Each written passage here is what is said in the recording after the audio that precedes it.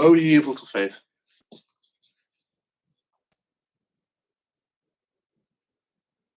Hey, Ma, I made it. Wait, what just happened? You're live. We're live. Fucking awesome. Okay. Okay, so let's end the stream. And I'm just also gonna make sure I can do it on the world.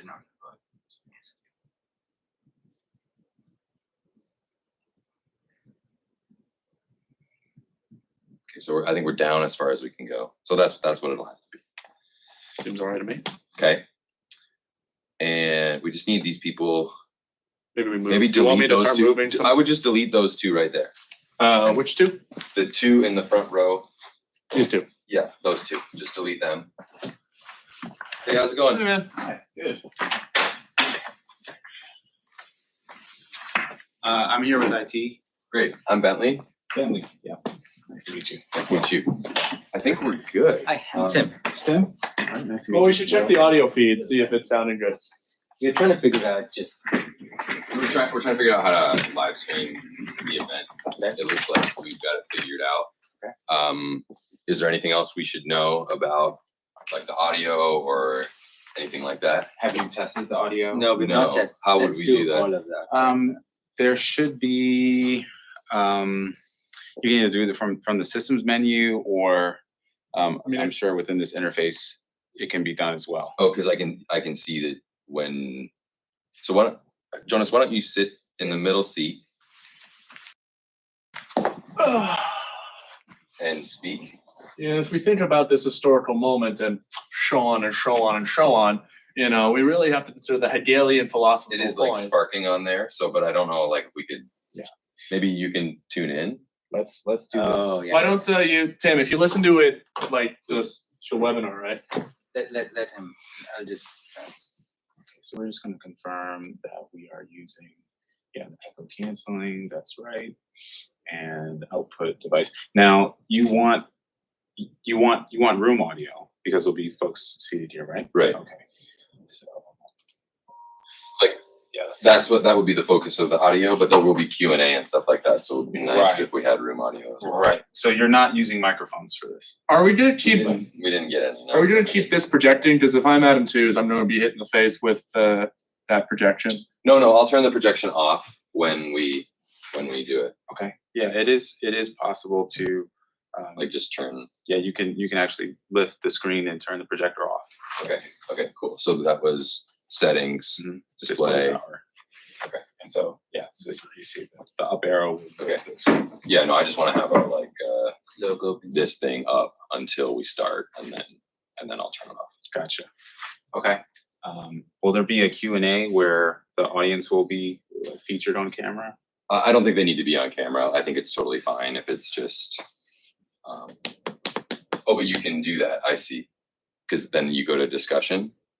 Mm-hmm.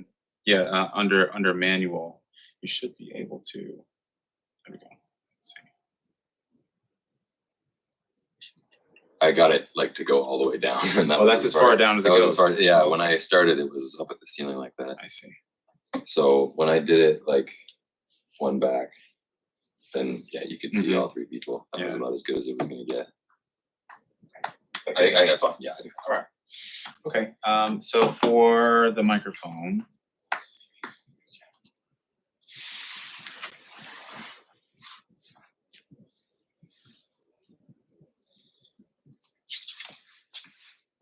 Thank you very much, Jonas, for figuring that out. Wait, we still haven't double checked whether the YouTube link worked. Right. So Someone want to pull it up on their laptop? Yeah. You'll have to log into it, right? Well, no, we would. Wouldn't I just send you the link and Yes. then? But how will you send me the link? Well, let me just pull it up on here. The link for the webinar, Bentley. Did you send it to Tim? yeah, And then So the Zoom webinar and the YouTube? no, just the YouTube. Yeah, just send the YouTube link. yeah, it's the first time we've used it too. Okay. Let's see. I think if we want to if we want to get the link for it. Here we go. Camera. Okay. So it is using the system microphone. So Like the room microphone. Okay. yeah. So Now, one quick way that we can test it Hmm. is with Zoom. We can go in. Let's see.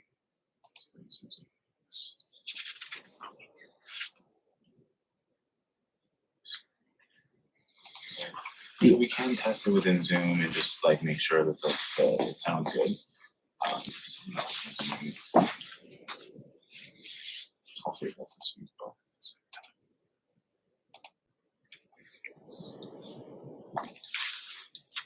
If you go to the Net Zero Industrial Policy Lab, Testing.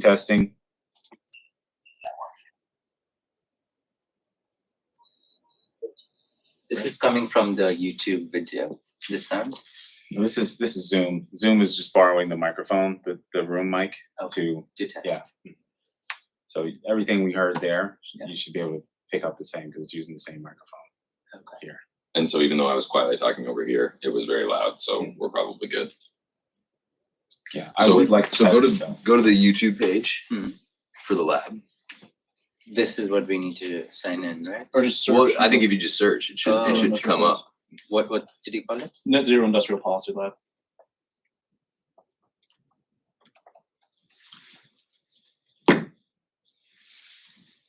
Search, I think, Try channels. try channels. Your channel.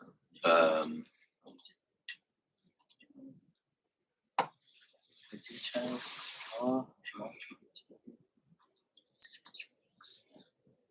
Here, I can get it for you. Yeah, I think I need a link.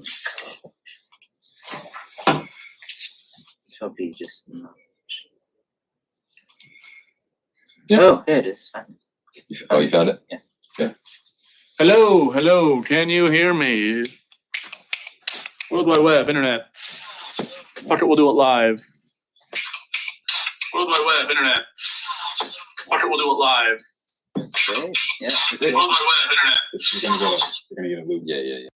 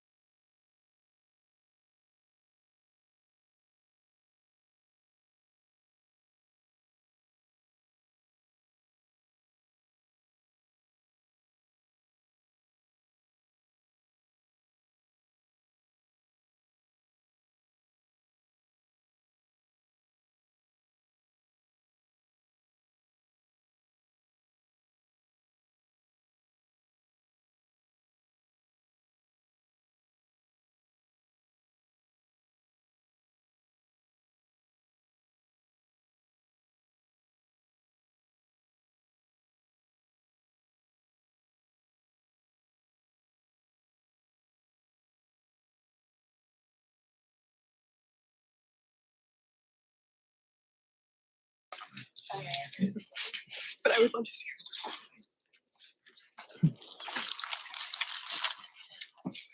Well, hi, everybody. I'm Bentley Allen. I'm an associate professor of political science at Johns Hopkins University, and I'm also the co-director of the Net Zero Industrial Policy Lab here at Hopkins. We launched the lab in 2013 to support the kinds of strategic collaboration between government and industry that we think are necessary in a world where green industrial policy has really come to be at the center of global geopolitics and macro finance. And our lab really seeks to offer decision makers and policymakers the analytics and the capacity they need to effectively deploy and understand industrial strategies. And our aim is really to support collaborations and develop the solutions to investment and policy solutions in real time on the timescales that that policymakers actually need, which means we're not operating like as a formal academic outfit. And this work really combines the technical analysis of clean energy supply chains with the study of net zero industrial policies. And we work across supply chains on hydrogen, solar, wind, battery metals, critical minerals. And we really try to go beyond that technical analysis, though, to really understand the emerging geopolitical order that we're currently in today. So we're delighted to co-sponsor the event. The other co-sponsor of the event is the Department of Political Science at Johns Hopkins University. And for the spread on the side, we really need to thank Robbie Shilliam. And if you know Robbie at all, he's an incredibly kind and warm person. And a person of Robbie's brilliance and charm is what translates a staid academic discussion into like a social event by just like ordering a bunch of food and putting a bunch of people into conversation with each other before the event starts. So that was like a really beautiful little moment. And yeah, don't be afraid to go and get food. This is a relatively informal conversation. And it's the kind of conversation that we're really excited to convene in the lab that I hope will cross all the boundaries that you could possibly erect in your mind between the different disciplines and categories of geoeconomics, geopolitics, finance, economics, politics, policy, sociology, culture, etc. So on the stage here, it's my pleasure to introduce Dr. Tim Sahai. He is the co-director of the Net Zero Industrial Policy Lab. He is my partner in the lab. He's a climate policy expert with an energetic social movement-informed approach to government relations. He's worked over the past decade across physics, clean tech, and consulting. He worked as the Blue Green Cities Fellow in the Charles River Watershed Association, really dealing with sea level rise in Boston Bay. He organized housing advocates to lobby for climate resiliency in Boston. He downscaled global climate models. He's also had industrial expertise consulting on projects ranging from pollution in India to direct air capture in Utah to the energy transition in China. From 2020 to 2023, he worked at the Green New Deal Network, where his policy and legislative team became a base of the federal advocacy campaign to win the Inflation Reduction Act and other large climate components of the bipartisan infrastructure law and other legislation. He's the co-editor of the Polycrisis, which is probably, besides Chartbook, like the single best place that is actually tracking what is going on in this space of industrial policy and climate. And his writings have appeared in the New York Times, the Financial Times, Jacobin, Le Grand Continent, and elsewhere. And he has a PhD in physics, and he hails from Mumbai, but lives in New York City. Next to Tim is Professor Mona Ali, who's an associate professor of economics at the State University of New York, New Paltz, where she teaches and researches international political economy, macroeconomics, and macrofinance. She's working on a book on the weaponization of global finance and is a public intellectual with writing featured in The Phenomenal World, The Financial Times, and The Syllabus. And also, she's not a typical academic. She's been super actively involved with groups working on the global debt crisis. The man on the far left, Professor Adam Tooze, I think needs absolutely no introduction. We're really delighted to have him here. He's the Catherine and Shelby Cullum Davis Professor of History. He teaches and researches widely in the fields of 20th century and contemporary history. He started in German, modern German history, but as we all know, his range and his intellect has taken him not only outside of Europe and to the whole globe, but out of the security and the economic domain that he began to take on all of geopolitics and climate change. And we are all better off and grateful for him allowing that intellect and that mind to range in such a way. And I'm really excited to have this discussion. I'm going to turn it over to Tim to get us started. And we'll let them talk amongst themselves for an hour or so, and then we'll bring you all in for the last 45 minutes or 50 minutes. So do stick around and be part of the conversation. Thank you to everybody. you, and thank you all for being here. And I really miss Kate McKenzie, my co-editor at Phenomenal World, where we started Polycrisis magazine together. Kate, if you're watching from Sydney, I hope you're not watching, actually. Go to bed. So I'm going to start out with Early in the morning. It's too early. I'm going to start out with a very straightforward statement. Biden is our first polycrisis president, self-professed. In 2020, he framed his presidential campaign as providing solutions to 4 crises facing American lives: economic turmoil, the virus, an accelerating climate emergency, racism, and after January 6th came a 5th, a crisis of democracy. But what kind of crisis are we in? Is it a crisis of haves and have-nots that makes societies boil and politicians' heads roll? Is it a crisis of collapsing trust in institutions? Who gets to call it a crisis? Stephen Miller, Trump's chief ideologue, has a different list. The crisis is that of inflation, borders, debt, Afghanistan, crime, opioids. Turn to your neighbor and tell them which crisis has most changed the way you look at the future. And I mean this honestly, it's a good exercise. European Council of Foreign Relations did that in Europe. They actually did the polling on that question, which crisis has most changed your view. They did this crisis tribes thing, which was really productive. Anyway, go. And I think everyone has a different answer. So think about that crisis and how it is entangled with the others. Then ask yourself, are crises simply a device by which we ask others to pay attention? Are crises galvanizing? These crises, after all, led to dramatic government policies and action.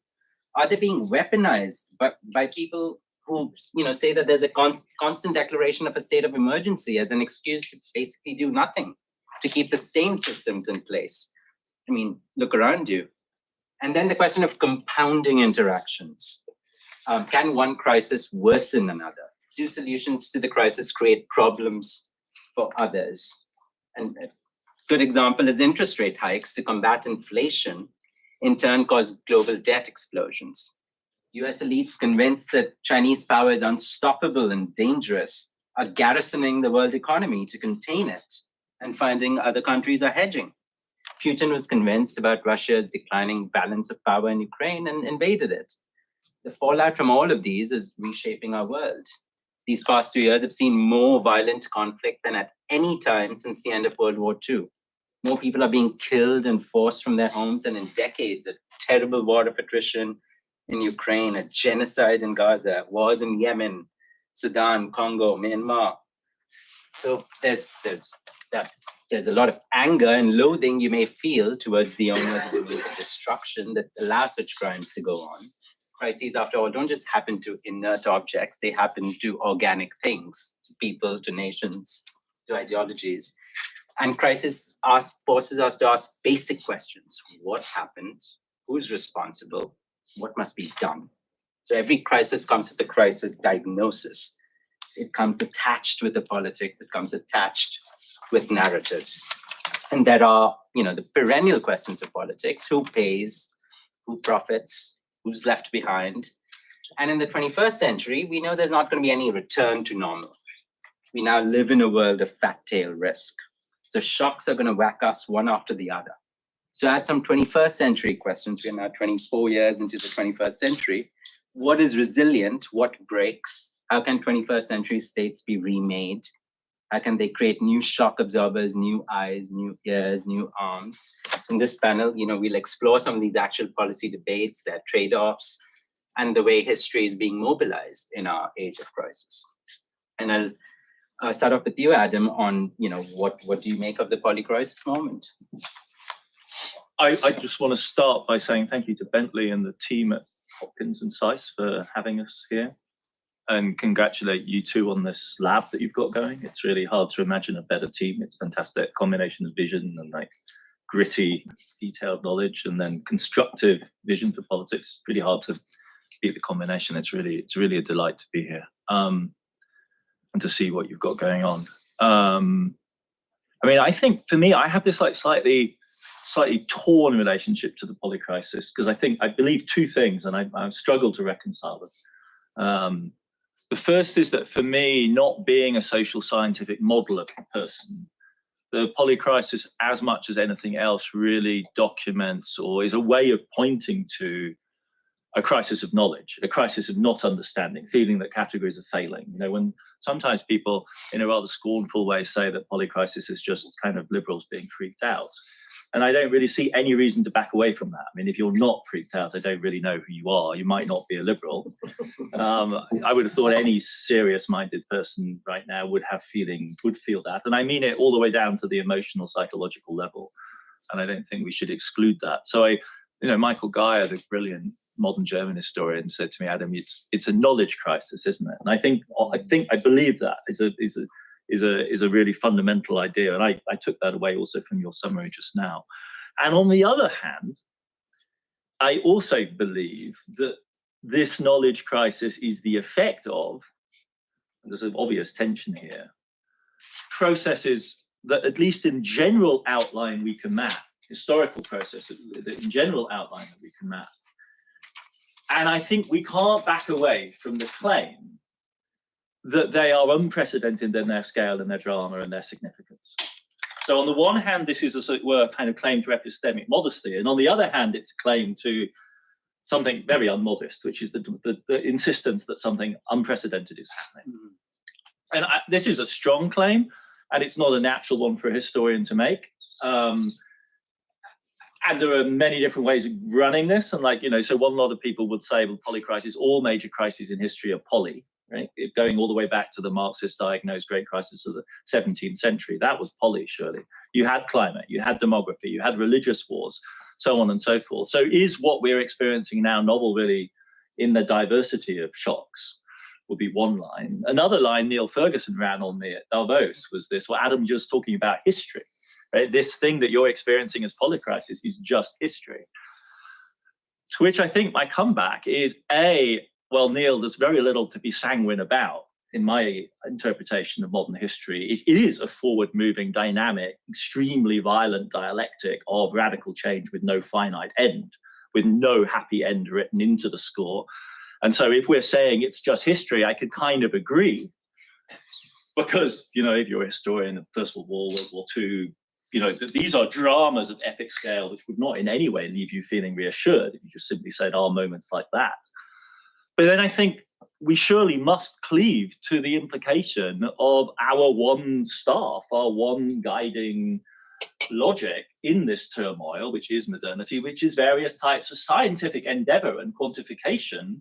And as complex and as contested as those necessarily are, they tell us that we are entering or are deeply in the Anthropocenic moment, which does indeed imply a completely transformative, utterly unique churning interaction between human societies playing at a bigger scale than ever before, at greater levels of material intensity, about 4 billion people, the top 50% of the global population, engaged in higher levels of standard of living than any group of humans have before, with traumatic, irreversible, gigantic implications for the environment. And so at that level, if we buy that, we have to believe the polycrisis is unique, novel, and radical. And so for me, that's the kind of tension, simultaneously a feeling of bewilderment, and on the other hand, this rather radical claim to transformation, which is a exorbitant claim in some ways. And I think navigating back and forth between those two poles is the order of the moment.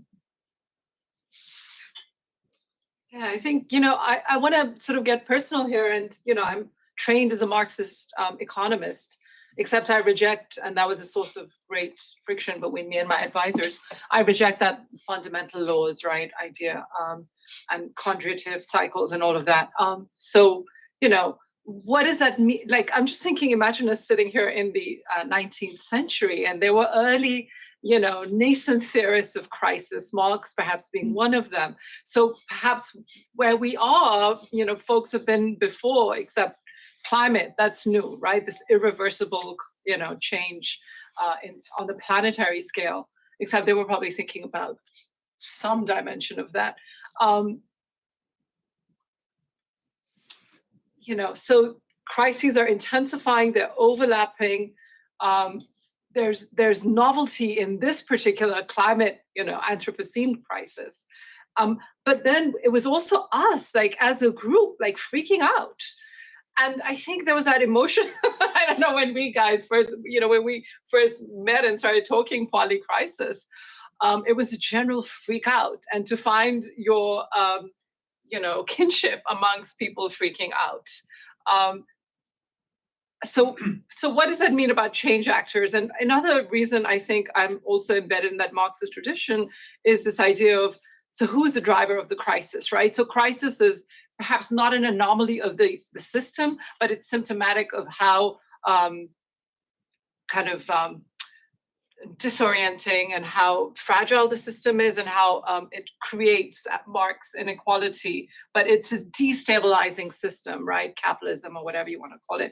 And so for me, the question is, so who's driving? If you think about systems as hierarchical, right? So who are the drivers of crises? And what would it mean to, if we think about power as shaping a system, then you want to locate the central drivers. And I think that has been a persistent interest of mine in my own research, my interest in crisis and its drivers. So, yeah. Could we dig in a little bit more on that deep historical reference back to the late 19th, early 20th century? Because you're absolutely right, Mona, that there is clearly a first efflorescence of modern crisis theory in the imperialism theories of the late 19th, early 20th century, and in business cycle theory in that period. And I've been confronted with this comeback several times, which is to say, well, we feel our current moment is unprecedented, but we're not the first to feel our current moment is unprecedented. And so to that extent, this isn't novel. But actually, if you go back to the likes of Hobson, thinking about the first wave of inter-imperialist competition, they're actually prescient enough to know that what they're experiencing is a preface. And if you read Hobson in particular, he basically says there are three scenarios for the 20th century and depend on one factor, and that is China. And there are three ways this could play out. One is that China is fractured into 1,000 pieces. Since Hobson already in yes, in 1902, something like that. Somebody may know the date, 1903 maybe? One of the texts for Lenin 10 years later. So the three scenarios for China are: is it fragments, in which case it creates this vacuum of power; is subordinated by an imperialist power, Japan, presumably, presumptively, in which case that power becomes the dominant driver; or it emerges as a powerful national republic, in which case it changes the game irrevocably. So to say that, as it were, we're underestimating the prescience of the analysts of that moment if we think that they thought they were the end of history. They actually projected our moment as when things really start. And another way of reading like collective visions of sustainable development is actually that we finally arrive at the moment of polycentric global struggle, which is prefaced by those earlier moments. These analogies between Imperial Germany and China, in all due respect to Imperial Germany, and as a German historian, of course, I'm quite invested in its history, but it's peanuts by comparison with the transformation of global power wrought by the resurgence of China in the late 20th century, right? So there's a sort of failure of imagination, and we shouldn't attribute that to the analysts of imperialism 100 years ago. They could see that our situation prospectively was more serious than theirs. Can I pull this back into one of the big sort of master narratives going around is the return of geoeconomics in the year 2022 or thereabouts? What is the history of geoeconomics? Why were economics and security just pulled aside into two different fields? Is there sort of a moment that, as far as I can tell, it's the end of the Cold War, where you get stitching together of the East and the West, the famous George H.W. Bush speech in the New World Order of we are finally at a moment where we have to actually create an architecture that stitches together East and West, North and South. Is that the first sort of moment where we have a big geoeconomics active power political project to create a global architecture? Or basically, why are we thinking of this as a return of geoeconomics? Is this new? Is this something that we first tried to put together in the 1990s? Is it being blown up because of the rise of multipolarity? Where does this sort of separation come from? And where does it sort of reintegrate? So, I think we were sort of briefly talking about this, and so Geeta Gopinath in Germany with you at this conference brought up that, she had a lecture on geoeconomics. I didn't read the whole, wasn't there for the whole lecture. I listened to you, but I didn't listen to all of what she said, except it was, reminding, you said, the Europeans that you guys did this, right, post 1944 and 45. So let's not forget the history of empire, right? Let's not forget the history of the two wars. And for us in the global south, I mean, and I'm from Pakistan, it never went away, right? Post 2001, the war on terror, 8 trillion in terms of US spending on the war on terror. And we're talking about, 800,000 lives lost directly. So it's new, perhaps, for the naive in Europe, the return of economics. One land war, another one in the Middle East, but it's been there for large parts of the global economy. It never went away, right? Yeah, I mean, I think one way of thinking about it would be to say that,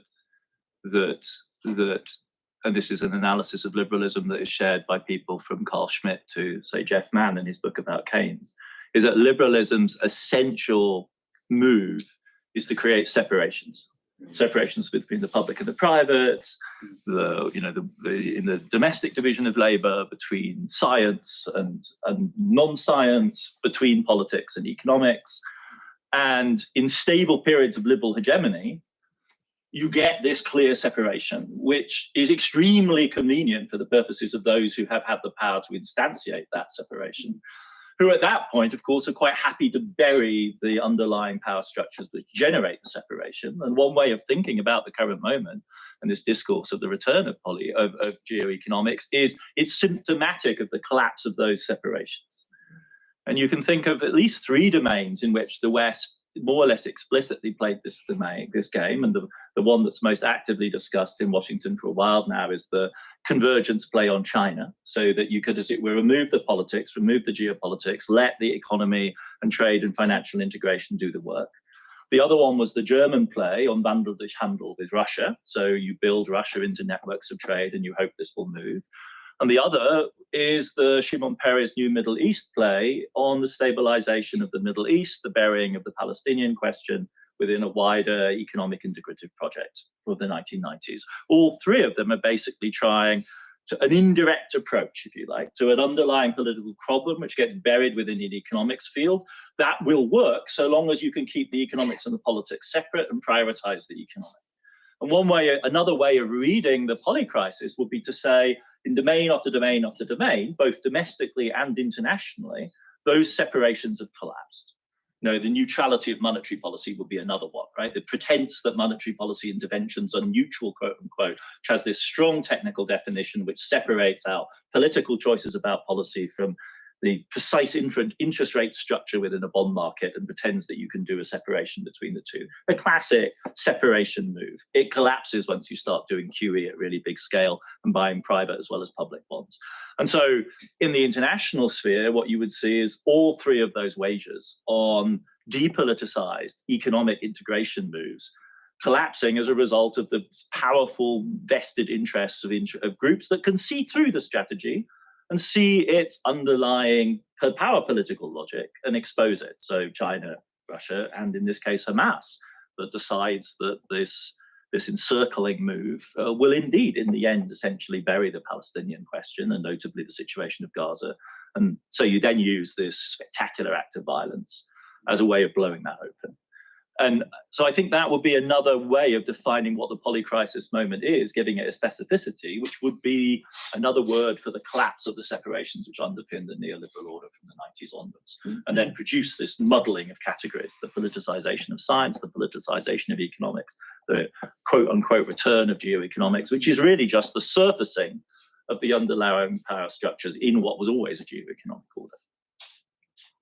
And so that sort of brings us to the question of, so we've collapsed these tools. We then have a bunch of tools that we're going to use to create new orders. And this is the sort of the narrative around economic statecraft. Well, you have fiscal policy tools, you have defense tools, you have industrial policy, you have monetary policy, and we're going to use these tools to articulate a new order. And I think this is the interesting thing amongst inside US and Europe right now, is that there's a frank understanding that these tools need to be marshaled and coordinated, and a new vision needs to be created for them. And then you have the tools themselves are entirely, in the hands of different liberal institutions that are at cross purposes with one another. So you can have, a monetary tool that is in the trillions of dollars when you're talking about Fed operations. And then you talk about the fiscal policy tools, and that's in the hundreds of billions of dollars, because that relies upon taxing powerful interests to spend money on whatever the economic statecraft objective is. In this case, the economic statecraft objective is to challenge China, to constrain Russia, to remake our industrial economy, to go green. So there are sort of some visions and objectives of economic statecraft. And then there's the question of what sorts of tools to use, and are you capable of using them? I think there's also a question, isn't there, about the relationship between tools, which are kind of concrete and we can talk about them, and this nebulous idea of order, which at moments in history has clearly taken on a sharp outline, but largely as a result, most commonly as a result of really rather decisive and massive warfare, which, you have these weird moments at Davos where somebody like Klaus Schwab will tell you in a German accent that Bretton Woods was a wonderful post-war conference in which the world decided to cooperate, when in fact it's 2 weeks after D-Day in 1944. And it's a global alliance of a coalition fighting a total war to organize. So this is fundamental slippage in thinking. And I thought Dalip Singh's statecraft thing from the Atlantic Council is really telling in this respect, right? Because it's this amazing toolkit of policy instruments and like wargaming we're going to do and expertise we need to accumulate. And then at one extraordinary moment, he says, when you look at this toolkit, you conclude that there's really no way of, quote unquote, delivering a knockout blow to China. However, to give him some credit, he actually has clearly read you, because he is all about the polycrisis, and he wants but the idea that you arrive so by he's weighing all for interdisciplinarity, history everywhere. But the underlying question is, can we deliver a knockout blow to China or not? In other words, when was the last time anyone delivered a knockout blow to anyone? It would be like 1945 Germany. That was a knockout blow. I mean, you could say maybe the fall of the Soviet Union, but it wasn't really a knockout blow, right? That was a crumbling from the inside. But to have, as it were, a complicated, articulated conversation about tools that is just parametrically suddenly flashes up that actually the thing we might have been thinking about was a knockout blow. But let's take that off the table, because none of the tools I see here could do that, right? Is really cart before the horse. Because the question is, what would be the American interest in delivering a knockout blow to China? Like, what earthly vision of global order it's surpassingly bizarre in some ways. And it's this weird disjuncture between a conversation about tools, which is very, very sophisticated, and a kind of very odd idea about the underlying conception and the development of history, in which it's meaningful for a very senior American policymaker to openly talk about the fact of having surveilled having looked at the full toolkit, and having concluded there's no way of delivering a knockout blow. Say this in public. I mean, you think it's outrageous for me to say this maybe about Dalip Singh, because obviously he's a highly respected figure around here, but he's using this language in public in an Atlantic Council paper. Like, it's an extraordinary kind of almost Tourette syndrome. I think it's in terms of the conduct of power. So yeah, we spend quite a lot of time thinking about knockout blows, and we've just, we've had a hard look at the toolkit, and when we've done the wargaming on it, it just doesn't, there's no historical analysis that I'd love to have. We'd have to have more sophisticated analysis on. I mean, it's an amazing piece, that extraordinary kind of voicing of, anyway, of a kind of we could just sort of think about sort of concrete policy places where the tools have fallen short. So one of the big ones is in development finance or climate finance, or delivering on using small bits of public money to mobilize and catalyze private finance, the billions to trillions agenda. That's a concrete place where, I mean, Mona, you've been sort of talking and writing about how our current financial architecture is not capable of delivering on development finance and climate finance. Yeah, I want to talk about that in a second, but I want to actually defend Dalip Singh, if you don't mind. So here's so I think it's a pushback to folks like me and Tim and of course Adam, who are, you know, being very critical of American power as it's playing out. And, you know, I've talked about the weaponization of the dollar system. There's a whole book there about the weaponization of interdependence. We're so reliant on your work. And I think, so in that piece, he's reacting to that. And there is a toolkit, right? There's export controls, sanctions we all know about. There's been a 933% increase in US Treasury use of sanctions since 2001. And it's that response, right? So now we have to be measured in the way that we think about sanctions. And we have to have some checks and balances because they're simply not there. And I know I'm speaking to folks who are, some of you are working for Treasury. So it would be interesting. I mean, I know you guys have hired a bunch of economists, but I wonder, are they actually wargaming the scenario and like thinking about, you know, when I talk to some very few Treasury officials, what I hear is that it's a very precise tool. It's a legal technology. And the idea is to elicit positive outcomes, right? But then you have a very blunt statement by Wally Adeyemo, right? Just like on NPR on Sunday saying, well, if he's being quite blunt, and I was astonished to hear that his admitting and on radio that actually the sanctions are meant to destroy an economy. And I thought, wow, that's plain speaking. So here's, you know, in that context, we have this nice vision. And I think that's why Dalip Singh is being brought in, right? At this very last moment, if you will, of this administration, perhaps, to help build that vision, a post-neoliberal vision, right?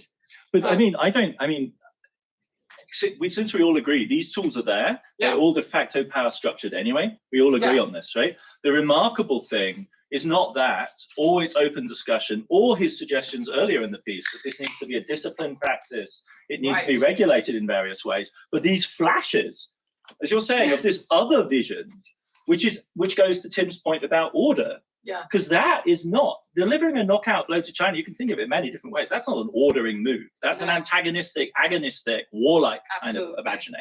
Likewise, you know, this vision of destroying economies by sanctions. Yeah. Like, so that's, I think, what's really sort of fascinating about the current moment is that there is a sense of disorder. There is a sense that we need to have a new toolkit. There is the sense that this requires a politicization. And then when you go to the politicization, what suddenly surface are these practically apocalyptic kind of ideas of the sorts of scenarios that we might have to contemplate.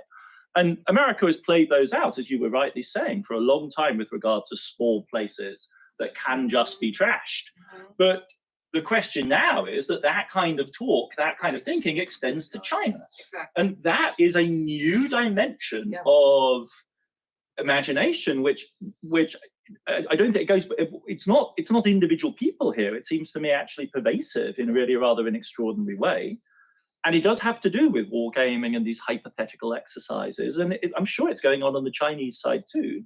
But there's a frankness about it, as you're saying, that's really very remarkable. And I think the reason why it's worth bringing up is that it means that this conversation about tools actually has an ordering idea maybe, but also quite possibly a disordering effect. Right? So this is this question of exactly where should we locate these kind of power practices? What are they? Are they efforts to stabilize? If you think about central bank, the Fed doing like massive liquidity support, it's exclusionary at certain levels. Indonesia won't get a swap line, right? Russia certainly won't get a swap line. India won't get a swap line. But for those included within the system, it's broadly speaking a stabilizing exercise of power, right? And those stress testing exercises, which he invokes as a model, are stability, I think, inducing. it's not obvious to me at all that frank public talk about the fact that our instruments just don't give us the possibility of delivering a knockout blow to China is stabilizing talk. That doesn't strike me as stabilizing or confidence inducing at all. That's just basically saying we're still working at the tools which might allow us to be able to do that. Or there's a bunch of people who are talking about that option and they somehow need to be corralled within the framework that he's trying to build. But I think it gives us a rather different vision of what those kind of tools might be doing. I mean, the really interesting thing to me has been sort of the way the US at least like thinks of itself as, okay, dollar dominance, and we have powerful tools and we can probably constrain other actors using them. But when it comes to industrial policy, there's this whole other big narrative of the return of industrial policy. And the return of industrial policy, that using state guarantees, loans, tax credits, powerful legislative packages to actually drive a structural transformation in an economy to meet some public national goals. So the IRA, or is explicitly thinking in terms of we are sort of a catch-up power.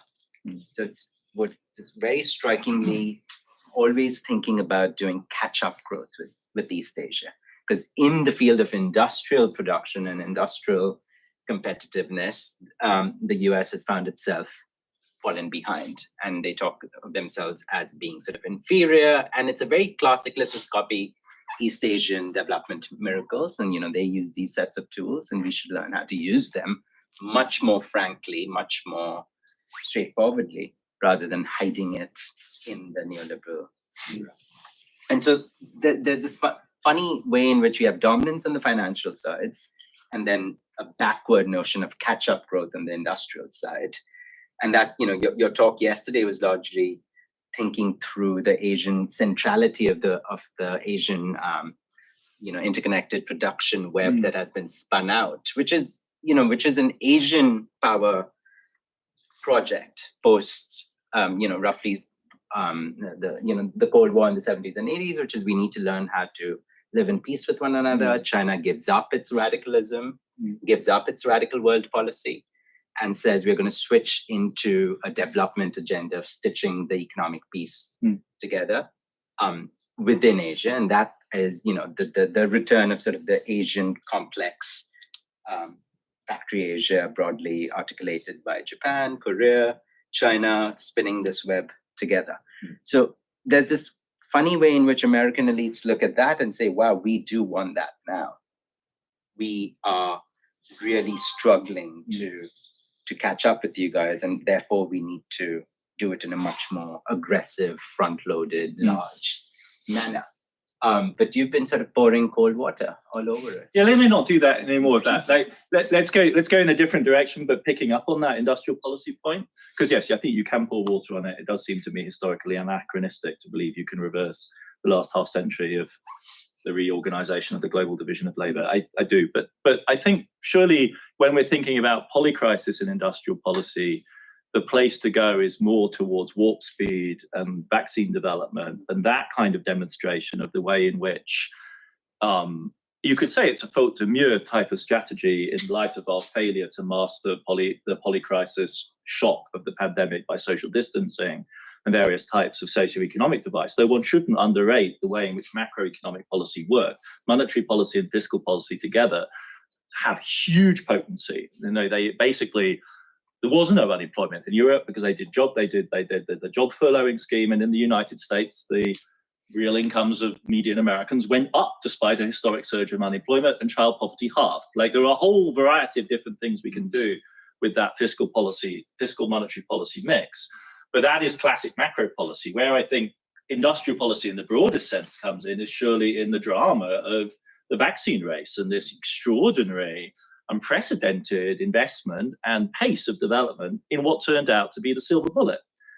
And precisely because I think the governmental capacities and the capacities for collective action are, in many cases and in regard to many questions, quite limited. And I would include in that the project of mass reindustrialization in the United States.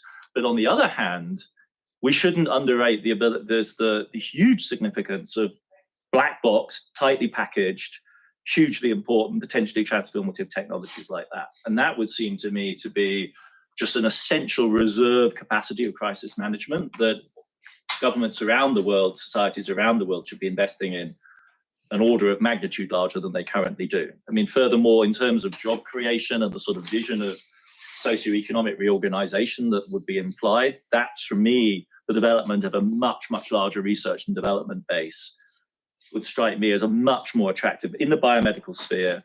Hopkins would be a demonstration of it. Like, in what is the better future for Baltimore? Is it reindustrialization or building out the science base there? I think the answer is pretty obvious, and the opportunities are huge. And even like laggards like the UK within the advanced economy world can, I think, see and made very major contributions during the crisis in sequencing, for instance, because the UK has a very, very large molecular biology base and a lot of sequencing capacity. So I think there are a lot of opportunities in that kind of space, which are precisely not societally transformative, right? Because I think that, to us, in a sense, is a will of a wisp, and to do it by way of industrial policy, particularly so. The Green New Deal was much more promising in that route because it went down the care economy, spoke to the actual diversity and complexity and femininity of the American working class. But this sort of technologically focused silver bullet industrial policy, I think we just need to invest in it much more. Like, warp speed just shows us how huge the returns are to comparatively modest investments. And given the risks and the complexity and our modest ability to cope with them, I mean, even the Trump administration produced, warp speed in the vaccine. So that's telling you something, right? As shambolic as they were, they actually got us quite quickly across that hurdle. So that's where I would have more hope, to be honest. Yeah, I find it interesting, our devotion to certain things, right? Which is finance and security, right? And how about channeling some of that public, like not only just the trillions that we spent with the swaps, setting up new, very innovative facilities just last year with the bank term funding program. You expand your balance sheet, the Fed does, in a month by 300 billion in last year, right, to set up the BFT, the bank term funding program, right, accepting and sort of changing rules, right, accepting treasuries as, collateral at par, right? I mean, so these small kinds of innovations, but always with that big, giant public backstop. And the same with Department of Defense, right? I mean, spend $880 billion a year. Now, so I think here's a moment where if we channel that to that kind of big industrial push, right? And instead we're doing, and your critique of JETP was so great, because, that whole de-risking framework is not working out, right? The public-private partnership. Is it not working out? I mean, it's very, it was such a great knockdown, if you will, of, no, I mean, Not so sure. in your piece on the So I mean, I think partnership. de-risking is a technique for managing polycrisis phenomenon within the core. I mean, the de-risking sort of says you issue government guarantees, and you say the government should be the ultimate backstop of some sorts of projects that are in the public interest. Yes. And therefore the government brings in its loss absorbing capacity. And in the core, and in the quote unquote core, they're very powerful and omnipresent and essential to the continuing of the private finance-based system. The wager of JETP type structures is that you can roll that same model out on a global basis and generate real effects. And the entire history of blended finance, development finance, climate finance since the late 1990s just tells us over and over again in study after study that the promises are always big.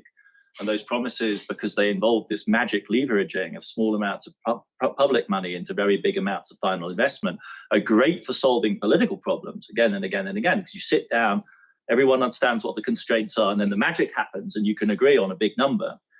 They just don't actually yield very substantial flows of mobilized private capital. The ratios of multiplication are sub-1 in many cases. You get less than $1 in private funding for $1 of de-risking commitment. And so my view is that they are not, as somebody like Daniela Gabor fears, like the mechanism through which private finance eats the world and subsumes the entire infrastructure development of the developing world within the maw of BlackRock, but something else. They're kind of like a self-soothing mechanism for a policy process that has to produce outcomes, that has to produce packages, But look at the JETP for South Africa. I mean, it's, South Africa's a strategic player in global development. Everyone agrees. It's classically in need of decarbonisation and energy development. They have an extremely competent team that budgeted that process at 98 billion. No one argues with their numbers. And America's contribution is $1 billion in non-concessionary finance to the JETP. 1 billion in commercial loans. In commercial loans, yeah. So it's like there's no there. And you speak to the South Africans, and the good thing that comes out of it is, and it's very powerful, if you speak to the extremely competent team in South Africa, is that they see through this completely and will tell you, well, we have to do it we have to do it for ourselves anyway. Right? So it's this weird accompaniment in which, as it were, a local elite plays a game with international elites and agree on these packages that make everyone look good at Glasgow. And then you actually go back to Cape Town or Joburg, and you actually have to work this through, faced with the extraordinary, I mean, they dwarf any transition problems we have in the West, right? The problems of transition in South Africa. It's really bare bones, bare knuckled, knockdown, drag out politics. And they say, right, we're going to solve this for ourselves because the money isn't coming from the outside. It's better not to make too much of a fuss about it, because why would you want to antagonize the Americans? But there isn't any material assistance coming from that side, not to a substantial scale, not at the scale that we're relevant. And it's very sobering. And you could say perhaps part of a kind of mutual learning process. And the net effect of that is polycentrism, right? Because you start with a package that looks like everyone's being tied in.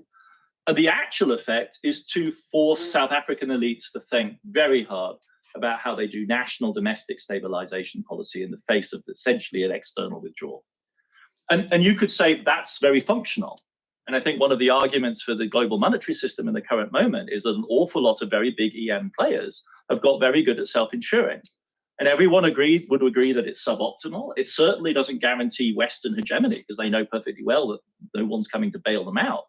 But it does generate a systemic stability that's quite considerable. So this is not necessarily a prediction of disaster. I don't think polycrisis is a prediction of a crisis. It's a sense that everyone has to run harder and harder and harder and harder to manage the strains that are coming our way. And that's certainly what you see in the technocratic elite in South Africa right now. They know they are really running for their lives in the next 20 to 30 years. And they use that kind of language. That's not an exaggeration from the outside. I've been on panels where they talk about blood flowing, the Durban riots. Like, there is a real sense of existential threat unless the problem is solved. So I think that's, the effect could be, and no doubt one could rationalize it in places like Washington, in saying this actually has an educative effect. People finally wake up and realize this is as much as we can do. We can't do any more. We'd love to do more. We can't because of congressional obstacles. So really, yes, the lesson is you're not wrong. You have to do it for yourselves. Or you have to negotiate the domestic bargain to manage this yourselves. Yeah, I was thinking about that sovereign loan guarantee bit in the thing. Yeah. Right. And so this idea that he has, which is kind of niche to I'd never heard of it in the way that he had, and he's written a paper about this. Have you guys heard about the sovereign loan guarantee? Right. So this kind of idea that the US issues guarantees. The US will backstop. It's classic de-risking. Yeah.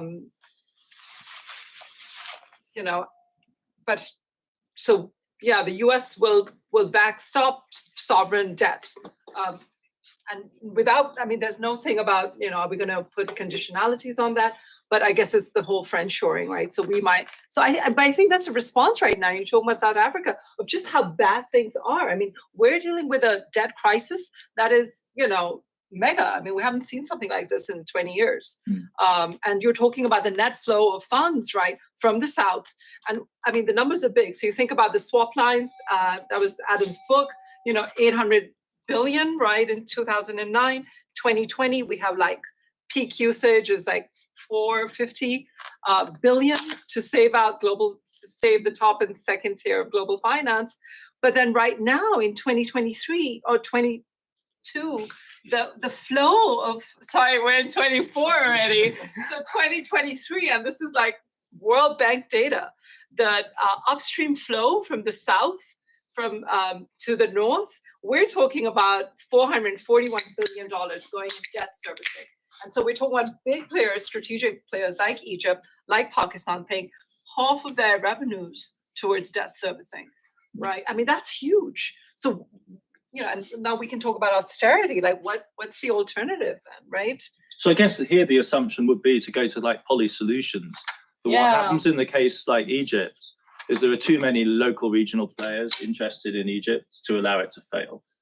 Right? So the solution doesn't have to come from Washington. It can't come from Washington. It's not going to come from Washington. It's actually going to come from the Emiratis who'll suddenly discover there's a slice of Egyptian real estate they quite like to pump $35 billion into. It'll come from local players of that type that will negotiate swap lines. Turkey has been in a similar kind of position for a while, right? So there is a sort of, and this is a very important lesson. You saw it also in Latin America during the 2020 shock. Many of us thought there was going to be a cascading series of debt crises in Latin America. They didn't happen. The IMF was quite innovative in creating very rapid credit facilities, and players like Brazil have very, very substantial reserves that allow them to manage those kind of crises now. They are hedged around with costs. These are very suboptimal strategies. They are absolutely, and this is your point you made, Tim, like very much local elites managing their local risks of these projects to a considerable extent also, with very, very serious trade-offs in costs domestically, Mexico being the most extreme case, right? No debt crisis, but also essentially no stimulus and no support for the population with a huge surge in poverty. But these management tendencies, it's not as though in a sense, and maybe another way of putting this might be that the polycrisis is not just something afflicting the masters of the universe in DC, right? The sense of instability and threat is much more capacious and mobilizes counteracting management, crisis managing strategies all over the world on the part of people who have very big stakes to lose. But the consequence of that is just this acceleration of the pace of governmental effort. So it's more a move from rules to tools, as a colleague here has this great phrase to describe, Matthias has this great phrase to describe the evolution of European policy, from a system where you could, in a sense, expect it to have a kind of regular dynamic that could be regulated sensibly by a rule-based system, to an increasingly ad hoc effort to cope with crisis after crisis, some of those crises being produced by the crisis-solving efforts of other powers in the system, whose interventions radiate out through the whole system. Classically, in the 2010s, massive QE in the core, driving yields, chasing into emerging markets, and Brazil then managing that flow by introducing various types of capital controls and macroprudential stuff that were tantamount to capital controls. And then the IMF in the integrated policy framework under Gita Gopinath actually trying to re-civilize that, if you like, bind that back into a logic. And I think that's the sort of the logic, which was that the IMF no longer anathematized capital controls, no longer anathematized the buildup of absolutely enormous exchange reserves, didn't protest against exchange rate management, saw the virtue of macroprudential regulation as a way of coping locally with capital flows. And I think that's the kind of process that we're going to see more and more of. And Dalip Singh's paper could be read as an American version of this. America now needs policy. It's just that in the American policy imagination, the range of options is spectacular. Even if they're being excluded on practical grounds, the range is so gigantic that it itself becomes then a destabilizing factor, as the war on terror did. No, that was a risk. That was a sense of risk that then required a huge American response, which then became itself a destabilizing force. So that balance is going to be, I think, the kind of statecraft. I think he's right to be looking for ways of disciplining and moderating this statecraft, but to look at the level of tool, and from that to infer the impossibility of delivering the knockout blow to China gets the, as I say, it's the putting the cart before the horse. Maybe we can sort of end on the whole question of order and instability and what sort of construct. Okay, so there's like from what you're telling me is that there's stabilization efforts against polycrisis happening by a range of actors all over the system, and particularly in a multipolar world, lots of actors have resources and own capacities to stabilize themselves. But then also counteracting possibilities like Hamas's. When other people are trying to make the economic peace in the Middle East, that kind of actor will say, well, that's not the order that I want to see. And so we'll launch this kind of strike from a very asymmetric position. So in that sense, what should the positive vision of, giving other multipolar actors sort of more space and room to experiment with larger poly solutions, because right now they all feel very constrained in the global sort of austerity, global shift towards austerity. You know, most governments that have a pile of debt are now servicing their debt by paying larger and larger amounts to creditors, as you were saying, the money going upstream, and cutting back on health budgets, education budgets, any kind of firefighting capacity or social resilience capacity is being ground down, which ends up reducing their ability to deal with future shocks. So there's the middle powers that seem to have enough own resources to sort of self-stabilize. And then there's the lower and middle income countries that just are becoming even pushed back, and their sort of buffering capacity eroding.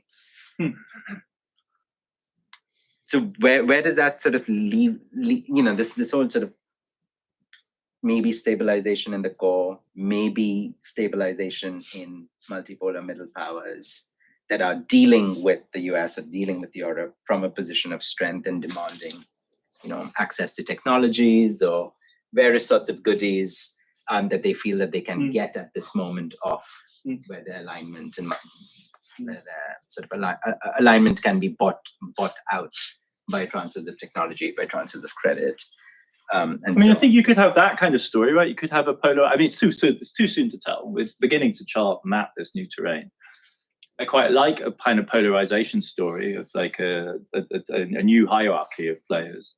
I mean, the other story to tell, surely on the basis of current experience, and Mona, you're referring to it, is that, you know, I'll put my historian's hat on and say that this is also going to be dynamic over time. So, you know, one would be tempted to say that sub-Saharan Africa was a zone where this kind of splitting is going to happen very, very intensively. And one could pick out the cases where you would expect, as it were, this increasing intensification of pressures to produce deteriorating circumstances.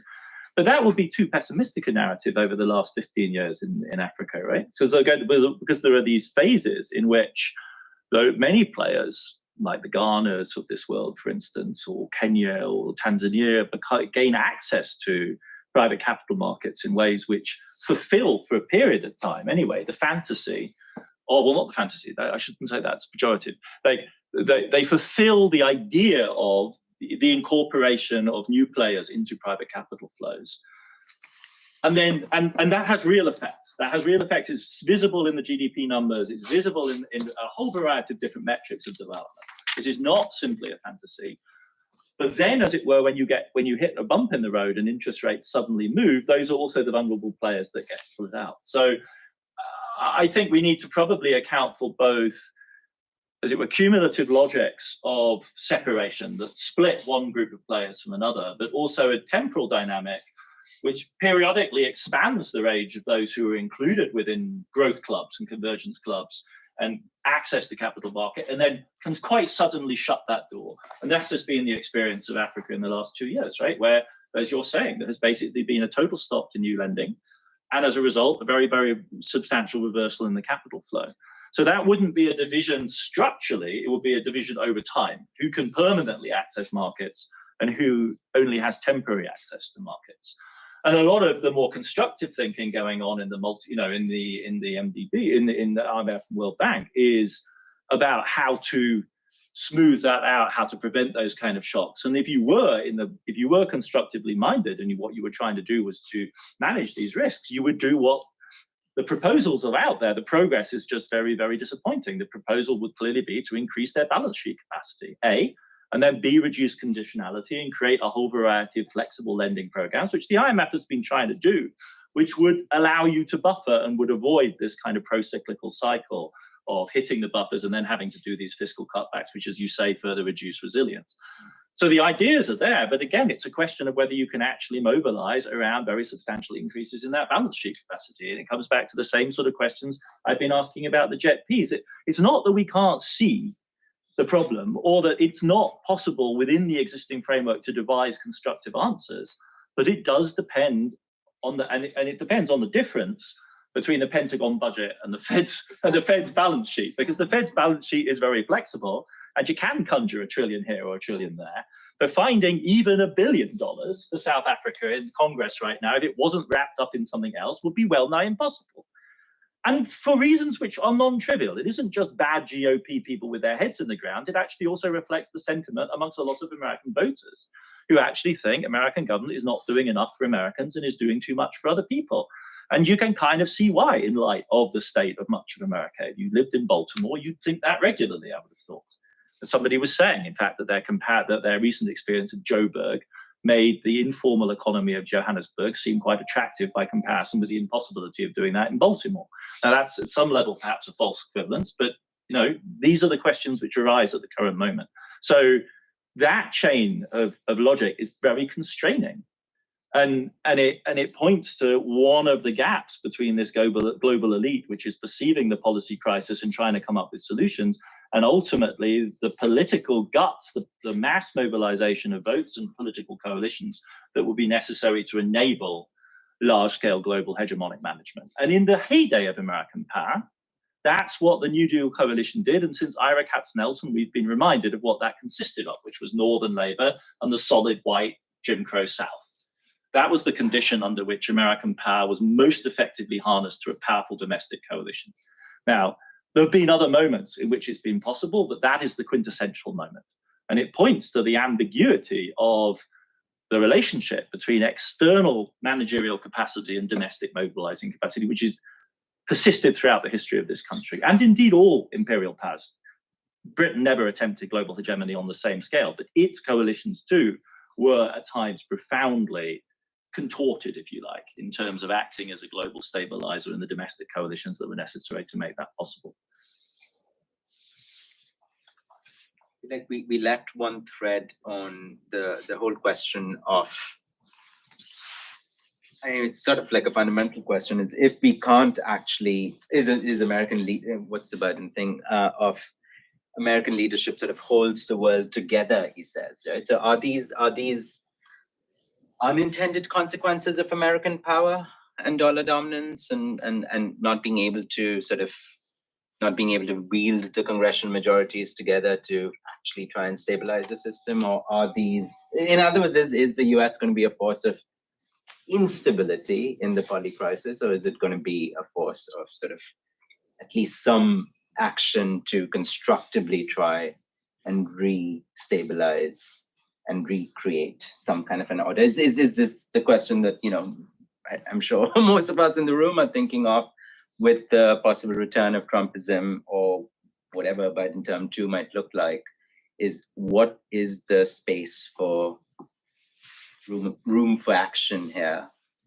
I want to sort of respond to that. And I had so many questions and sort of queries for you when you were talking about the role of the IMF here. But, it's a balance sheet capacity problem, but it's an ideological problem. So why is it that we can devote, trillions to saving the world's financial system and nothing for saving, countries in distress? I mean, and we don't require so much money for that. No, we require less than some 9 trillion to erase the debt of the global South, right?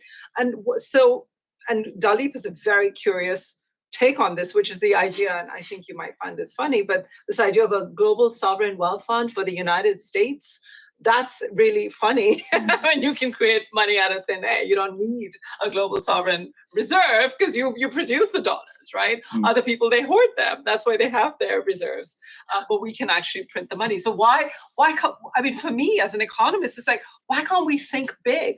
What is preventing us? And it's ideology that's preventing us from thinking in terms of trillions. And you've emphasized that, in terms of climate. Right? Let's start thinking in terms of 8 trillion a year. And it's, let's wrap our minds around that. Right? Why are we so reluctant to do that?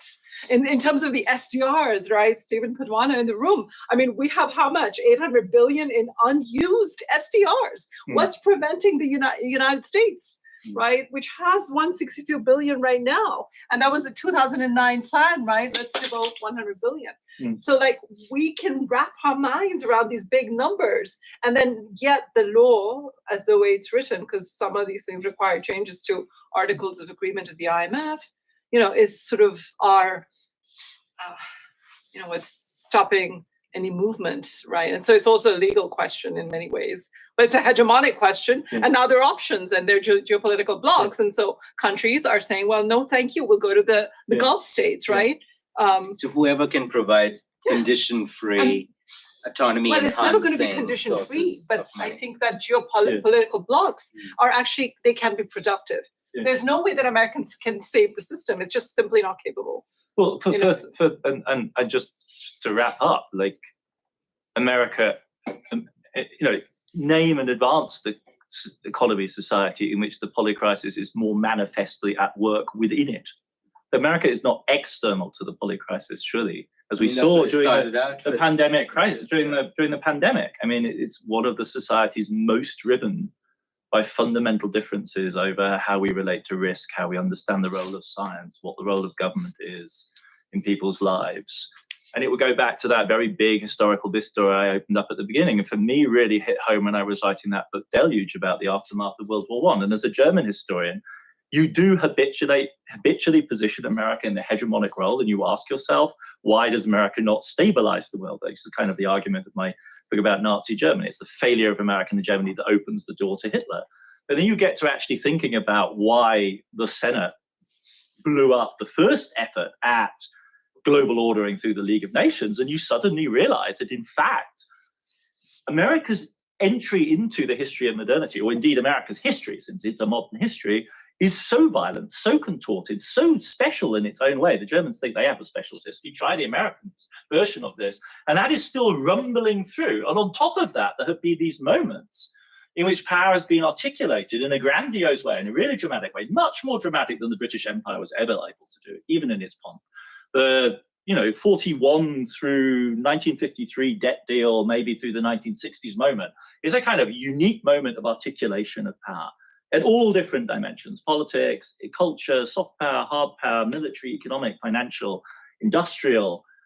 And it sort of overshadows everything since, because we imagine that's what power looks like. But it's extraordinarily exceptional in global history, and it's entirely exceptional in America's history too. And the current moment is, as soon as civil rights kicks off, those coalitions that stabilize those massive Democratic Party majorities just disintegrate. And we are still effectively living within the blowback from half a century later to that disintegration of that governing coalition. And that means that the polycrisis is acting within this society. And you're absolutely right to say the Biden administration is the first polycrisis administration, because they formulate it that way. Their list of crises is China, climate, Black Lives Matter, and Black rights, the American democracy, right? That's the list. And it's all those 4 points, as though they were all part of the same thing, right? It's both inward turned and outward turned at the same time. And it's really remarkable for the ability to conceive of that, but that conception is the product of a moment which makes it very difficult to easily resolve in the wreckage, amidst the wreckage of the neoliberal era, which destroyed all of the institutions of mass mobilization that would have enabled the New Deal, right? Where the big coalitions of labor could be wheeled in, where you could actually broker big coalitions. I mean, we have a mutual friend who works on the far left of American politics, trying to figure out through minute studies, like the factions within the American working class that could be mobilized around a progressive coalition. And he says they just can't do it. There's just no way that you can make that coalition work. There are 6 different groups, constituencies within this 60% of the American population that just don't go together in a logical way. It's profoundly illuminating on the one hand, but also frustrating. And I think, for me, therefore, the analytical take, it's perhaps not terribly constructive, but the analytical take has got to be to insist that America sits within it, not outside it. And like all the other players in the system, therefore, the American elite makes its efforts at stabilization, both internally and externally. And because it's so powerful and its systems have such ramifications, some of those moves are globally stabilizing, but many of them are not. And that I think is the kind of, it's a bland general statement, but I think that's the kind of analytical frame within which to think this moment. And I would read Dilip Singh's thing as like symptomatic of that, because it's a prise de conscience. It's a realization that America needs statecraft. But then it runs up against all of these obstacles, and then against this extraordinary fantasy of total confrontation with China that we can't do, but it sits there. Maybe this is a good time to bring everybody else in. Yes, Henry. Sorry, so I'm going to pull a classic, more of a comment than a question. It is in response to something that Mona said, sort of where she asked a question. So I kind of feel like it's not entirely unfair. And it points, I think, to something bigger that we ought to think about, which is, so Mona's question was about, can the United States state, the government, the administration, whatever you want to call it, and by extension, the governmental sort of capabilities of other countries as well, what do they have to actually implement this? And one of the things that really struck home when Abe and I were writing that book that you mentioned very kindly is how much on the outside the US government, when it comes to these coercive capacities, it looks like this massive juggernaut crushing all beneath. But from the inside, it's like 5 or 6 different people running around frantically from lever to lever to lever, trying to pull and hoping to God that the right thing is going to happen. Treasury is much more sophisticated than the rest, but Treasury screws up. There's this classic moment where they sanction Rusal without even thinking, without realizing that this basically aluminum is kind of a little bit important to the European car manufacturing industry. And we interviewed one of Rusal's lawyers who just had this great line that more or less that this was the what does this button do approach to sanctions implementation.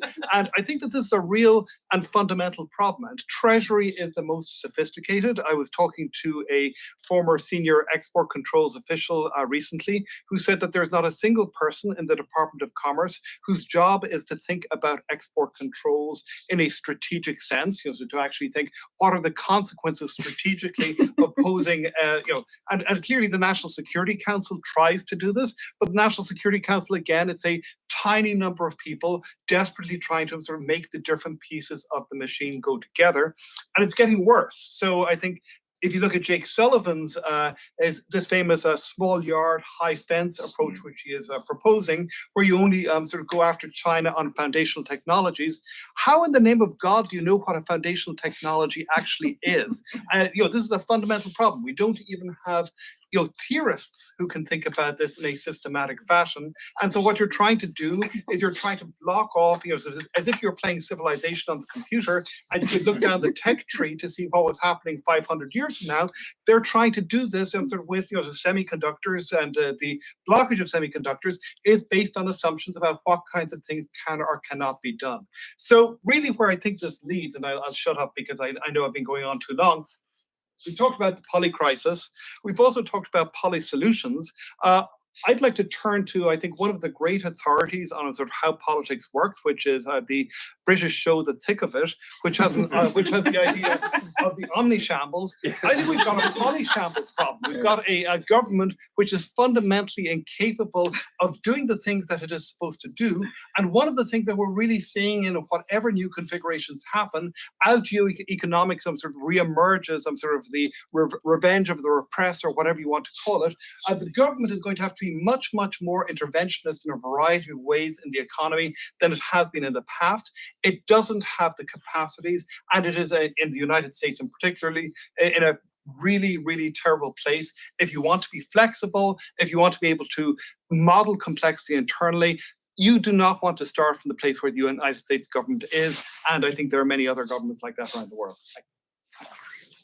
I mean, I think that's such a profound statement, and we can come back to Gaza right now. I mean, what is that policy, right? You send over arms, you're not going to put sanctions, forget about that, but can we stop sending over arms and at the same time sending over aid and then saying that, we can't do anything about, now we've destroyed an entire civilization, now let's give some aid on the sides, right? I mean, how is that supposed to pan out, right? I mean, this is... Yeah. We had power. The Biden administration had power, did not use it. Yeah. I mean, I think that goes to the underlying conception of order, not the tools, right? That would be an instance where somebody can deliver a knockout blow and you're kind of letting them do that. Yeah. So Henry's point, I mean, you ended by saying other governments have this problem. They certainly do. So anyone who had any dealings with Berlin in the last couple of years knows that in the kind of what seemed like a life and death decision about gas supplies and whether or not Germany should move as a show of solidarity with Ukraine to cut off its deliveries. What really reared its ugly head, and this goes to the politics of this, is information asymmetry, because who do you ask whether or not we can do without gas but Brudermüller and BASF? and BS and the trade unions that work at Ludwigshafen. And that, I think, is another way of thinking about this is where I would agree with Dilip Singh entirely, that we need to build capacities within states, not simply on technocratic grounds, not simply with a view of figuring out how we best tickle, the dragon, but also on democratic grounds. In other words, the decision became extraordinarily contentious within the analytical community in Germany. It blew applied economics in Germany apart, because there was fundamentally a standing accusation that the people who were worried about making the decision were essentially the hired hands of the lobbyists, and the folks who were trying to run more or less ad hoc applications of general trade models and trying to figure out from that whether it worked were basically naive fools who were running stupid models that had no bearing on the reality of the world, which actually required you to understand the incredibly complicated cascading bottlenecks effects. And no one was there to arbitrate this conflict. Like, no one was there. And that, I think, is where preemptive investment by democratic states surely will pay dividends, because there are going to be questions of legitimacy that arise in these sorts of situations. And the only way to manage those is highly sophisticated analytical capacity that's quite transparent, that's quite public. In the end, the gas commission that folks like Isabella Weber were part of, I think, helped to stabilize this, but they were not prepared. And so they suffered months of delegitimizing argument when, in fact, this is a problem that we know we're going to face. Similar with vaccines, face masking, all these kind of issues, right? And this is all respect territory. The 1980s already generated a highly sophisticated sociology of these problems. And I think we really do now need to tackle this head on. And the Intergovernmental Panel on Climate Change has some of the elements of the sort of stabilization you need. It's a dirty political science, but it's way better than just politics. And it's much more embedded and powerful than just science, right? So we need a series of fora in which we can navigate this terrain. And building that capacity, not from a technocratic point of view, so that Singh's thing is statecraft. I think this should be about democratic processes. It should be about deliberation and how we collectively deliberate and how we do it quickly. So we need to be ahead of the game, like we were with the vaccine, right? Because we'd done SARS, and so we had some experience. So this kind of preemptive, he calls it wargaming. Let's call it something else. Let's call it like deliberation. Let's practice deliberation in a serious way. And Let's take a few more questions. Is it and then we'll do one in there. Yeah. Yeah, I have been triggered to also make a comment, if I may. So I think, like, following up on both the things that have been you're said. right there. Sorry. Yes. And that actually goes back to one of the questions that Tim raised around, like, how this return to geoeconomics happened. And I think what has happened in the German case, in at least for this one group that Adam has just characterized as a modelist, is that you have a firm rooting in a deeply market fundamentalist way of modeling, where you have very, very high rates of substitution, which means that everything in your system is very fungible. So it's as if the market could, from today to tomorrow, replace things that seem, from any like intuitive standpoint, as in the short run, pretty unsubstitutable for a lot of things as gas, just overnight, right? That's like kind of the way you think about it. Now, if you have this totally fungible idea of the world and you model in that way, then this also means that you can do knockout things. Yeah. So you can go the knockout direction in an like absolutely unprudent, let's say, geopolitically aggressive way. And it appears as if this will not have major economic consequences. So the follow-up of this model that they had for the German economy is now actually on total decoupling from China. Yes, absolutely. And they come to the conclusion that total decoupling to China will only have X fairly small number of GDP loss for the whole German economy, which is, on my mind, both absurd, but shows you how this like marriage of security and this like kind of wargaming logic with market fundamentalist economic models can lead to extraordinarily aggressive kind of outcomes that anyone who would be prudently thinking about things like the availability of steel or aluminium or computer chips or any of these kind of things would not even be considering, right? And maybe one very short anecdote from the gas situation. We actually had the same question there, right? Like, if there was no gas, what would this mean for the economy? And one of the questions that I raised was, I mean, how about the supply chain for drinking water? No one could really answer that question, right? So that is scary. I mean, there was no state capacity to tell us what are the critical inputs to maintain supply chains, for example, for critical medical supplies or drinking water, where again, you have this neoliberal state capacity erosion that leaves you completely naked in that kind of a situation. Just to double down on what Isabella's just said, I have literally heard one of the authors of this chain of thought, which starts by running a gains from trade model, and then you eliminate Russia. So it's a model designed to do long-run, micro-founded assessments from gains from trade. You take Russia out and discover it has relatively small welfare losses. Then you run that same model on China, and it's like 3.5% of German GDP. And literally, at least over dinner, the follow-up is, and if we ramped up Bundeswehr spending to where the Americans would like it to be, we'd easily offset that GDP effect. In so many words. And you stare this person in the face and say you're basically advocating a full-blown Cold War military Keynesianism. And the odd thing about them is like, they don't go, oh yeah, actually that's the agenda. Yeah, now you mention it. So there's a kind of naivety about it. I do put it in the, well, we figured, we tried out knocking out China and we just couldn't make it work. So we're not going to do that, right? So as we exit like this bubble of the neoliberal frame, there is on the one hand a kind of relish, almost bloodlust of now we're going to be realists and Henry Kissinger's back and we're going to do all this good stuff, right? Where we're going to play the things together. And then there's this crippling naivety. That's what I meant about Tourette's syndrome. If you're actually serious about screwing the Chinese, you don't publicly say that we've gained a total knockout blow and instead we're trying this other stuff. If you feel for real about it, that's not how you talk, right? So there's this extraordinary, and it's very symptomatic at the moment in which we're just not habituated to this conversation of how you manage these kind of, it's a little bit like the herd immunity moment in British government at the beginning of COVID. It's like somebody sat down and gained it and thought, well, yeah, just have to have enough people die and then we gain herd immunity. And like, what could possibly go wrong? But it's that train of thought you spelled out literally there. The lady there, yeah, in the black. Hi, I'm gonna stand because I can't see everyone. So I have kind of a wacky question, but it's Friday night, so I'm gonna ask it anyway. So I have a question about how you're theorizing tools here in this panel. And Adam, what you said really struck me. So tools can be ordering as an idea, but disordering in terms of effects. And for some reason, I can't help but think of like a parallel in literary theory, reader response theory, right? That like the author's intention doesn't really matter. There's a death of the author. There's multiple uses and interpretations of the text. And it seems like that's actually what's happening in how you're thinking about tools as well, that they can be created in a certain kind of environment and a place, but can be put to multiple uses.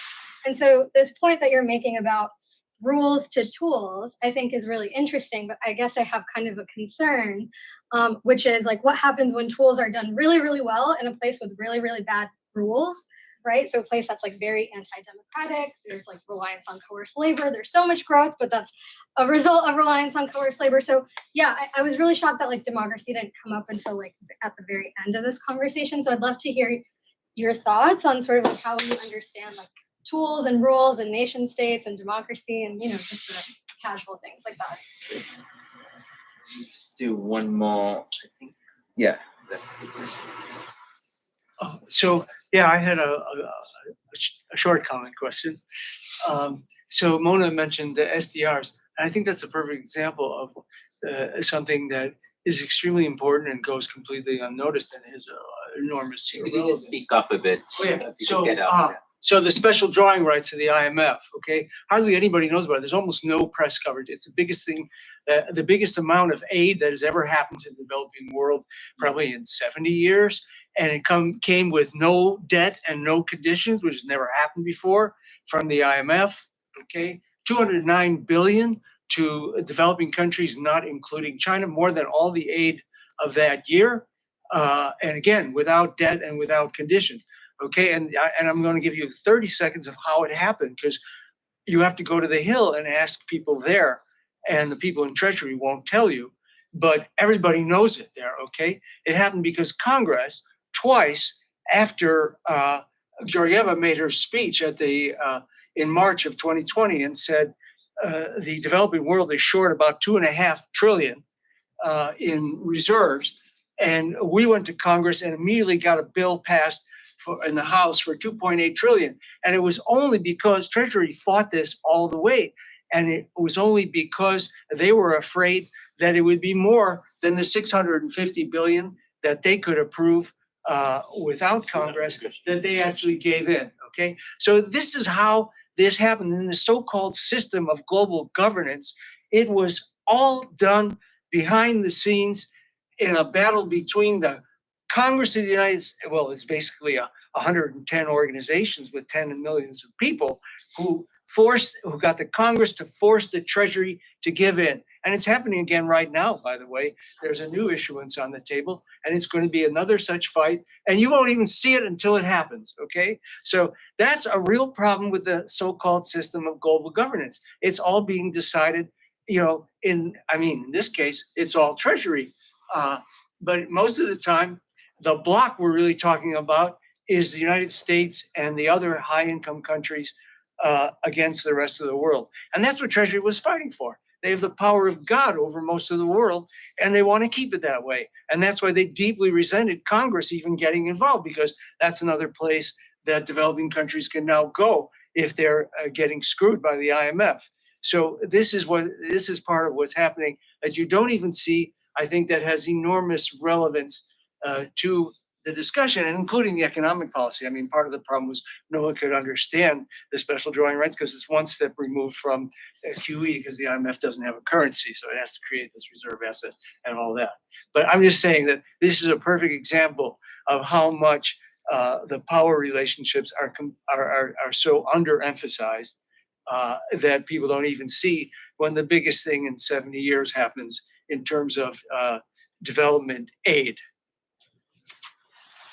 Anybody wants to take up the question about sort of social democratic, where's democracy in the Polycrisis, and how do you actually create resilience and state capacity? I mean, I actually think that, social democracy is itself a sort of a machine. It's a machine of taking inputs and creating new state capacities depending upon new problems that societies face. So I think there's like social democracy, it's in and of itself is a tool to create new government capacities. And it's a question about, can you actually mobilize enough people, and can you actually win political power to then create buffers or create sort of, the classic example that I go to is always Bangladesh, which is a country that suffered gigantic cyclones, total destruction, 500,000 people dead in 1973 when the country is born. And then they decide on a never again policy.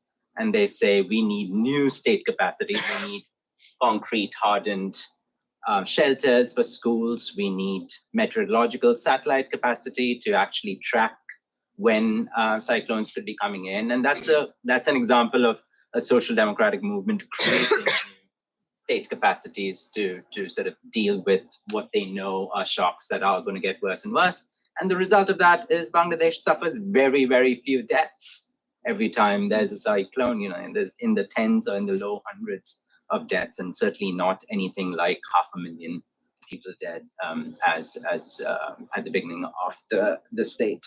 So I basically think that there's a lot of room for democratic input to create sort of shock absorbers.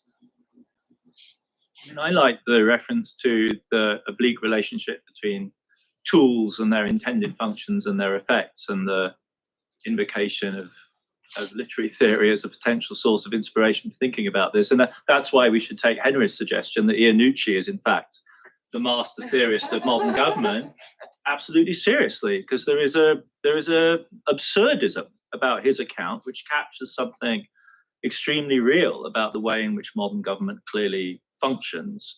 And I do think the JET-P programs are kind of straight out of an Iannucci script. They are something that was cooked up by the Department of Social Affairs. And,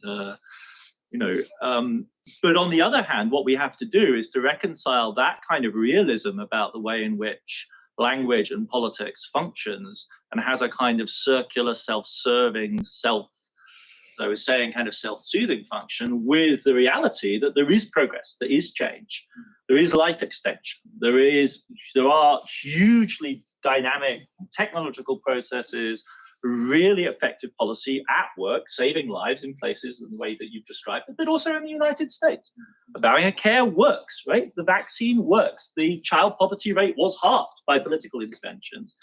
And somehow a critical account of modern government has to square and reconcile both these dimensions, right? Which will, on the one hand, lead you to a cynicism, and on the other hand, to a really, a kind of fundamental commitment to progress and change. And I do think that's where, for me, the kind of the function of discourse, of public deliberation is crucial, in that it's a check, right? And it isn't, the kind of evidence-based idea that we could just simply rely on benchmarks and quantification is naive.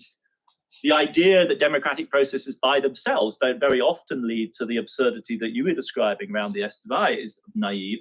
There is no, and it's terribly bland conclusion, but there is no alternative, it seems to me, but to double down, certainly in our part of the world, on those processes of finding new ways of linking technocratic discourse to democratic deliberation. And there's a very important role to be played by folks who are willing to, like Isabella has done, she's just left, but she has been a hero of the effort in Germany over the last 2 years to communicate intelligently in a technically highly sophisticated way to a very broad public about the question of inflation and the trade-offs in macroeconomic policy, but also on the supply side around that question. And that work, which is a work I really think of profound political significance, just needs to be done over and over and over again. And there's no alternative to that. It's a Deweyan program, you could say, in the history of American democracy. And it doesn't exclude the effort to build statecraft cadres and the sort of thing that schools like this do, and that Dalip Singh is obviously a key exponent of. But I think if we're to be optimistic about our collective capacities to cope, it's that kind of argument, which doesn't preclude the reasoned decision at some point to say, you know what, the social distancing and masking thing doesn't work. We need a vaccine. Give us a vaccine as quickly as possible. But at that point becomes a kind of balanced choice. It becomes a reasoned argument. And that's ultimately why, for me, Keynes is the master thinker of the challenges of the modern era, because his general theory includes both the rule, in other words, the world in which the 19th century Treasury view and marginal economics did prevail, and the non-rule-based world, the exception, where you need to do very different things. And it is also an argument, Stefan Eich of Georgetown has been making this more forcefully than anyone else. It is also an argument about the limits of democratic politics under modern conditions to process some of these conflicts. And some of them have to be displaced and are properly displaced to the realm of dentistry, to the realm of technocratic choice. And others have to be brought into the democratic realm for deliberation and argument. And I think that's what we're still working on. And we have various fixes we've agreed with regards to, say, central banks, which we can argue over. But I think we have to go on doing that work of thinking about how democratic processes absorb these choices. South Africa is very impressive in this respect. The Presidential Commission on Climate Change in South Africa is a remarkable instance of deliberative democracy. Then we'll do a couple more. Yeah. Adam, you said that the only way to get $1 billion through Congress for South Africa would be to wrap it in something else. Is it possible that when someone like Dalip Singh says deliver a knockout blow to China, it's not a slip of the tongue, but it's more intentional and instrumental? And what someone like that really wants to do is create jobs in America or decarbonize or get to press the big red button or pull the fun lever. And the only way to do that is to wrap it in this cloak of anti-China. Yeah. Yeah, or Mona, sorry. Yeah, please. Why is that default? I mean, we see it for what it is, but yeah. I mean, maybe in American history, that's been the way to get things done. You need the big foreign book. Yeah, I mean, you would be able to comment on that. But the disappointment is how little buck you get for your bang in this case. I mean, that would seem to me to be a trade-off, which I think a lot of people were willing to go along with, coming from the left, outside the Biden administration, with the trade-offs, right? You sucked that up because you thought that would unleash a bipartisan commitment that would allow the stabilization of a green energy transition. It hasn't worked. It hasn't worked at scale. It is not generating for the plethora of programs that the administration, through its creativity and like the talent of the people involved, has rolled out for the international development sphere. And it actually started under Trump with the reshuffling of American development finance, right? There was a clear awareness of needing to do something to counter One Belt, One Road. And America isn't asleep at the wheel and has attempted to produce something. But again and again and again, despite the massive strategic diagnosis, the results are really modest. Think about the CHIPS Act, this great celebrated act of bipartisanship, which in fact, in relation to the capital needs of large-scale microelectronic investment, is peanuts, right? Samsung does almost as much in a quarter in terms of investment as the CHIPS Act provided in total as the entire heavy lift of the American political establishment, right? And that's for me the remarkable thing about the current moment is that those old sinews where you bang the drum, you ring the bell, and you say the republic's in danger and there's this mighty enemy and we should do something, and it produces very modest amounts of money. And that's the puzzle. There are mechanisms which work better. You invoke the Pentagon. That, I think, is a more tried and trusted system. That budget will keep pushing up. It isn't going to go to Korean War levels, right? And for the climate transition, we kind of need Korean War levels of investment over a 20 to 30 year period. Not World War II, but 5 to 10%, that kind of level. That's where China's at in terms of green energy share, in terms of overall investment. It's at 13% right now. For the US, that would require double the current level of spend. So American green investment this year is 300 billion. If we were benchmarking against China, it would be 600 billion. So that's where we're at. We're very far short of that. The risk, of course, is that all of that gets destabilized next year with a new administration which tries to take the subsidies away.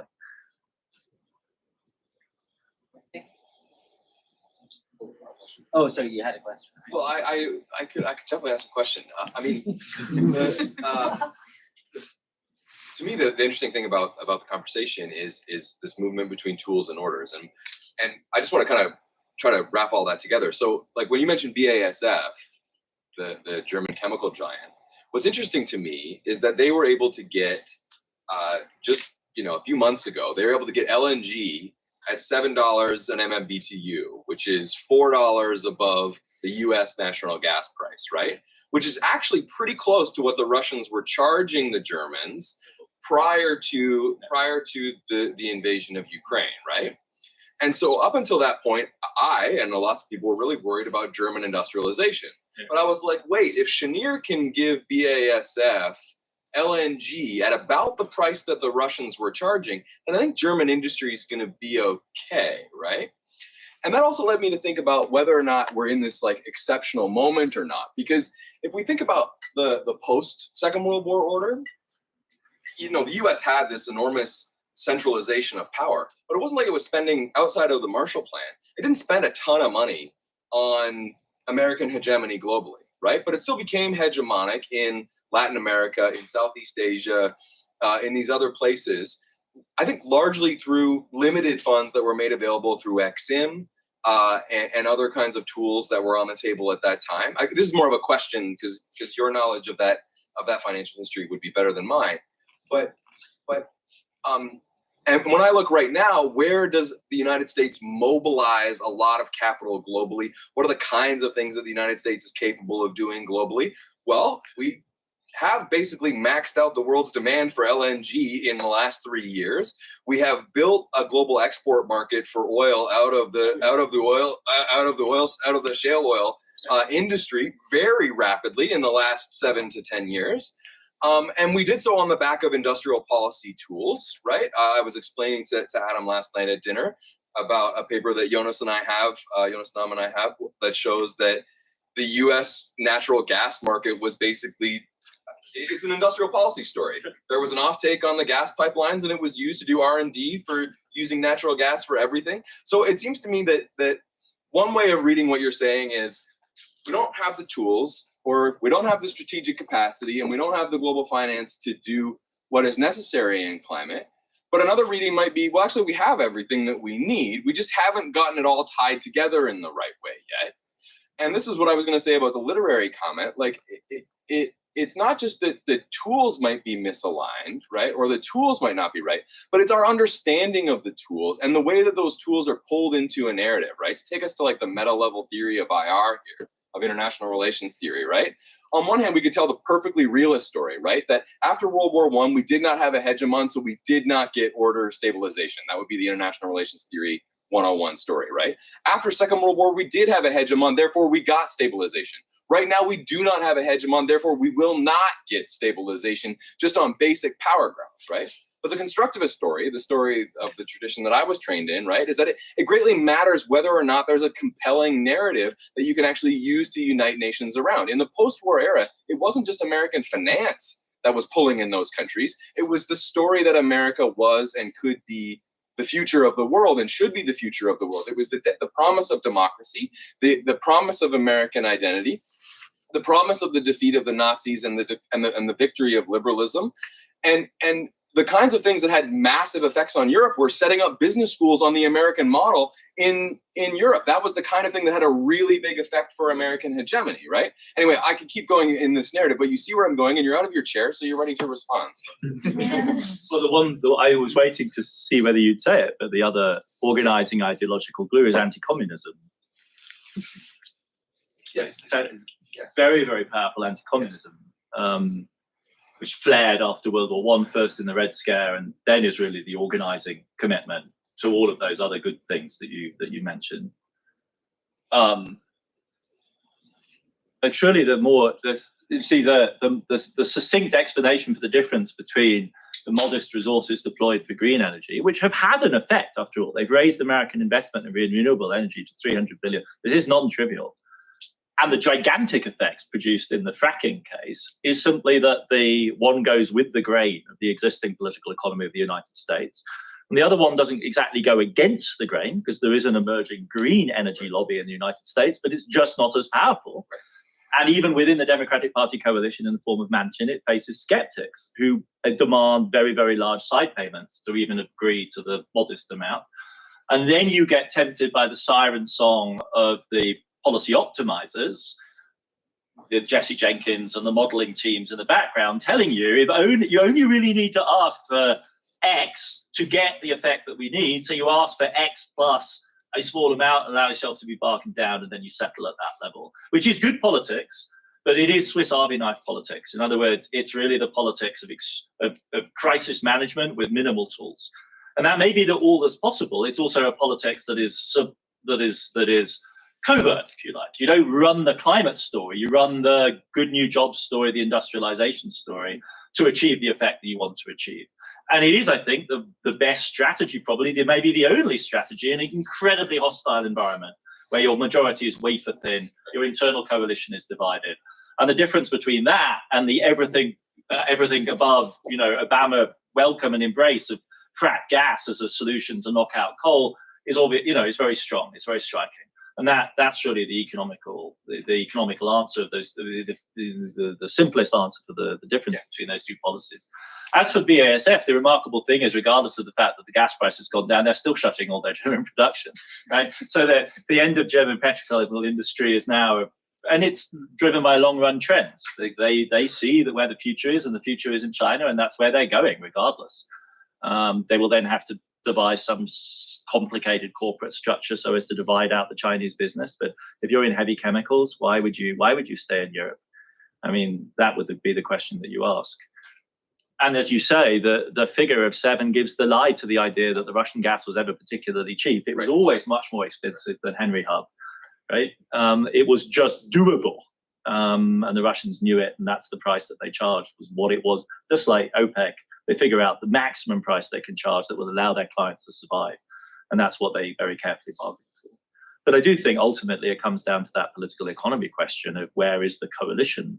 And you're absolutely right. There are coalitions buildable in the US for transformative industrial policy, but they are structurally selective. And we're at the beginning of building coalitions that would structurally bias towards the green side. It's totally doable. And I'm sure, I completely agree, this is not hopeless. The question is whether it's going to be fast enough, and will they ultimately be able to prevail against the astonishing fact that the United States is now the largest oil and gas producer in the world, certainly the largest oil producer in the world, outproducing Saudi by a very large margin. I mean, this is a staggering transformation that creates incredible lock-in, right? And is also one of the legacies of the last 3 presidencies. I had a question for that Green New Deal, which is so, the US right now, 40% of global oil and gas, but here's my question for you as well. 20%. 20% is a bit too much. 20%. Oil and gas. Oh, oil and gas And gas combined. together, globally. It's about 20% of global Um, oil. Anyway, yeah. keep um, going. But and here's where we can introduce that democratic question, is like, with the Green New Deal, it's turning out not to be a jobs producing, it's high tech. So how do you get that democratic element going, right? I mean, so, and you maybe the jobs aren't there in green tech, and then you're talking about building out the service sector, but that's good old fashioned, kind of a federal jobs guarantee program. So we need to have those, part of, what got abandoned, right? The CARES Act, like the child tax credit, and now we're struggling to get that back on. So you need to have that technocratic vision, and rather than, Marshall level spending, lend lease, so like a war finance type model, but one that's creating jobs, so you get that democratic, consensus, if you will, or, that story. But I do think I think this is a key point, and it's one of the real pitfalls of the current moment. But in this extreme, I mean, one can't exaggerate, right? How dramatic the position of American liberalism was in 2020. Like it's an emergency situation. And in that situation, you do two things. Like, one is you go really big on stimulus the second time around in early 2021. That's a really dramatic change and an explicit learning from the last time round with the Obama administration. You want to go big. And the other thing you do is devise this strategy that originally was going to include all of the care sector. I mean, the original Build Back Better program has the Green New Deal DNA, which is centered around the care economy, does speak to a much larger segment of the working class. And instead, what you end up with as a result of bargaining is this Swiss Army knife policy, which all of a sudden has to do all of these things. And I don't deny, I think it can do the technology side. Is it going to transform the condition of blue collar America? No, it can't possibly. Nor will the CHIPS Act, right? And nevertheless, you cling to that story because that's the story that maybe gives you hope for the midterms and then gives you hope for the election, because that's where you feel you're going to get the payoff. And I think that's a fata morgana ultimately, because it's not acting on large enough pieces of the puzzle, and it's certainly not strategically targeted. We know the vast majority of the money has gone to hopelessly red states, and very, very unlikely to generate very much spillover. At least that is what the polling is telling us right now. So we could be facing, and this is really the grim news, surely, we come to the end of this year, there's a Trump victory, and there is a comprehensive backlash of both elements of this policy, both of which were in their own right highly constructive. Right? We have a Larry Summers-inspired critique of the excessive stimulus of 2021, which gave us inflation, and we have another type of critique which says that targeted industrial policy that was supposed to change the composition of American society and build voting blocks failed. And we would then really be, I think, back to square one. And to my mind, one of the tasks of the next 12 months or so is to prepare for that backlash, because after all, that's a very likely scenario, and to actually think through positions which defend against the possibility of that comprehensive rollback. Because for its ambition and its comprehensiveness, the Biden administration could also be condemned. Because in the end, it on the current polling, it has not delivered. It has not delivered voter confidence specifically on the economic policy side. This goes to a profound dilemma, which Isabella has been working through more carefully than anyone else. What are the politics of inflation in the current moment? That at least is where the critics will go. They will go to the claim that you didn't actually address the thing that hurt people most. And right or wrong, the struggle within, I think it could be Carter levels of bloodshed within the Democratic Party ranks in the aftermath of this. Well, I think in the same way, perhaps, that American Green Coalition building is in the first quarter, this conversation feels like it's in the first quarter and not in the last. So we'll just have to invite Adam back to finish it again at a future time. Please join me in thanking Adam.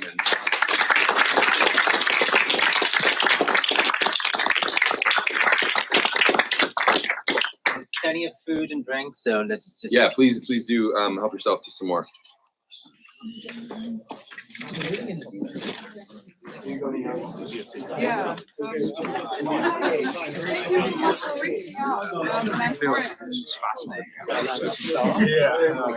You missed it.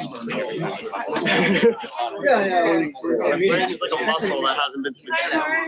I'm like, oh, That's great.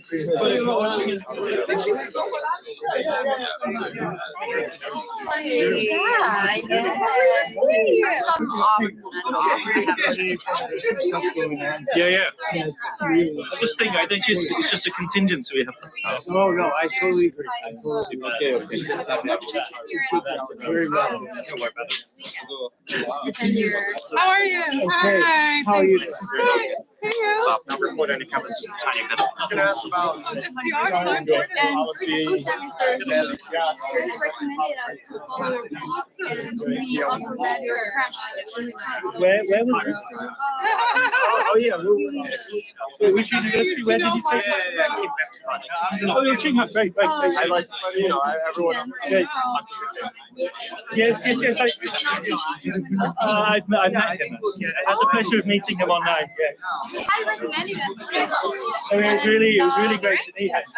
We're thinking of trying to do a Chinese version of the blog, doing like with his team and like doing a monthly kind of roundup for Chinese speakers. You also honestly, interesting international history. Actually, the was it Right. I did hear about it already on the no worries.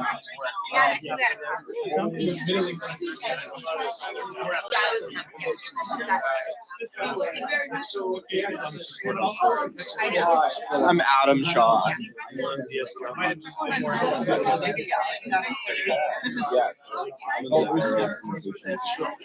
Yes. No, I think that's a great question. You certainly can. So, recession in China, reduce the inflation pressure worldwide. The housing crisis in China took the heat out of the job.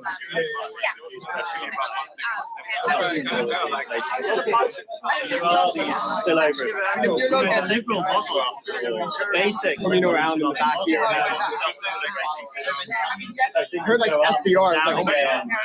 I forgot that was a thing that you know what I mean? Another way of talking about the housing crisis would simply be to say, oh, we can live at the aggregate, rather abstract level, for those self-stabilizing cybernetic feedbacks systemically in our face. We'd be seeing a bunch of runaway prisoners. There are still a lot of mechanisms who do have that stabilizing. I completely One point secretary. really sick. They go to There are no such process. Everything is just so I think it's very important thing to look out for. Yeah. As a stabilization. And I think it's also Around 2008 massive stimulus program has a major people are welcome. I mean, basically rents utility. Obviously will actually destabilizing ways. So the reason it's very difficult, I think.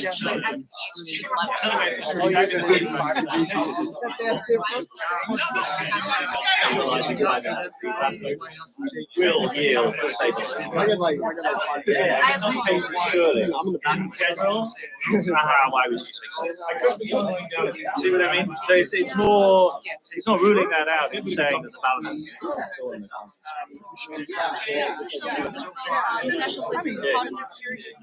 The real theory debates with the liberal, whether the economic integration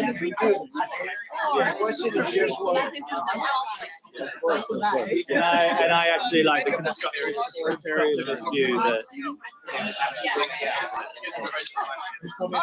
we should have sustained judgment on that. Doesn't go one way or other. Same response. that sees both possibilities. Like it's a few situations that argument. I said you go to your. And actually, Xi Jinping had quite interesting comments about the acidity stuff. So it's not something that we can escape. We can see it coming towards us. We should be able to do something about it. So, and that's that I think would be the. I would refuse the sort of mechanistic.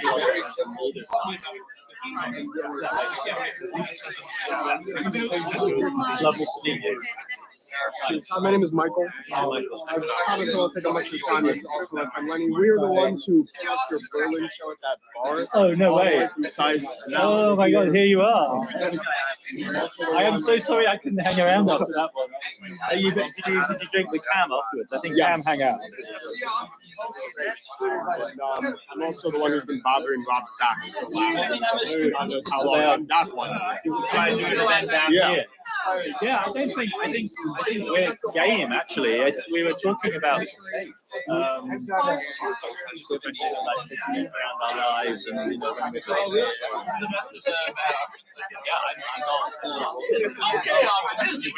discussing it as a possibility.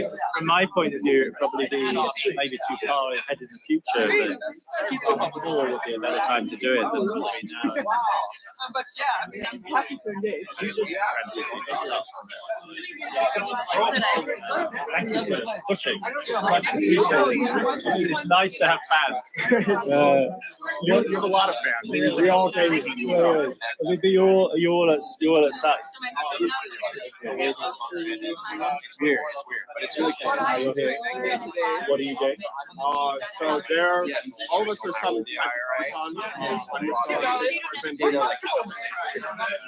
green bonds, tracking. Anybody record? Yeah, we can do analysis of the iron. Are you part of this? I'm from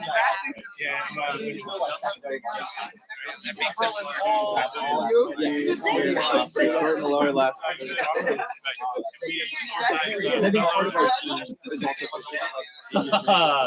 Yeah, you were like deep in the UAW is really deep in all of these white collar research niches. There's a lot of growth, membership in those kind of sectors. Anyways, thank you, Adam. Really appreciate it. Hope we can I don't exactly. Yeah, so it'd be fun. Yeah. I was interested in Polycrisis. I don't follow. And I wonder a bit on the macro level.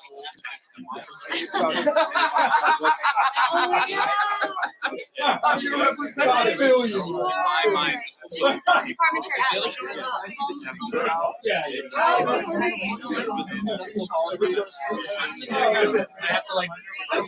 well, we should be doing more. Like, you'd be surprised. I think that's probably going to be. So, but like, there's some. I mean, I don't know how. The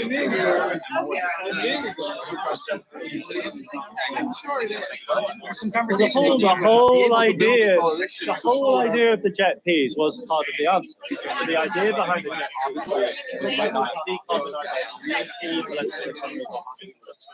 South African case, it's the mine workers union, and it's 50,000 people within Eskom, and 2 million people who live in communities that are dominated by that. And so that's a lot, but in a nation of 60 million people who desperately need power, this is a logjam we ought to be able to break. It can't cost as much as the German coal company, like 40 billion euros for 40 people. But there must be some kind of trade-off that we can organise, and so targeted, high-profile external money would be a way of breaking that problem. And then once you've broken that logjam, South Africans actually start getting power, and it's green power, and you start bootstrapping your way out of what is otherwise a really And so you think, I mean, they designed the whole thing, they sell it at Glasgow. And then the money is just not there. So I think we know the answer to that question, or at least we have a reason to guess. Yeah, I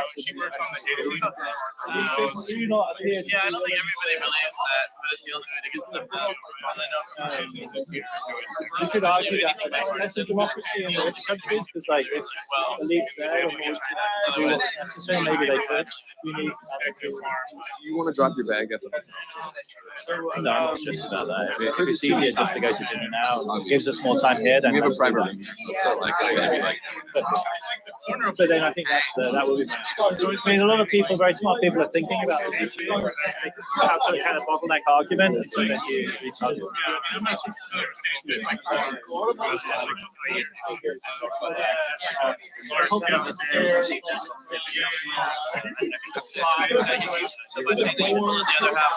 Yes, I know. Yes, I do know that.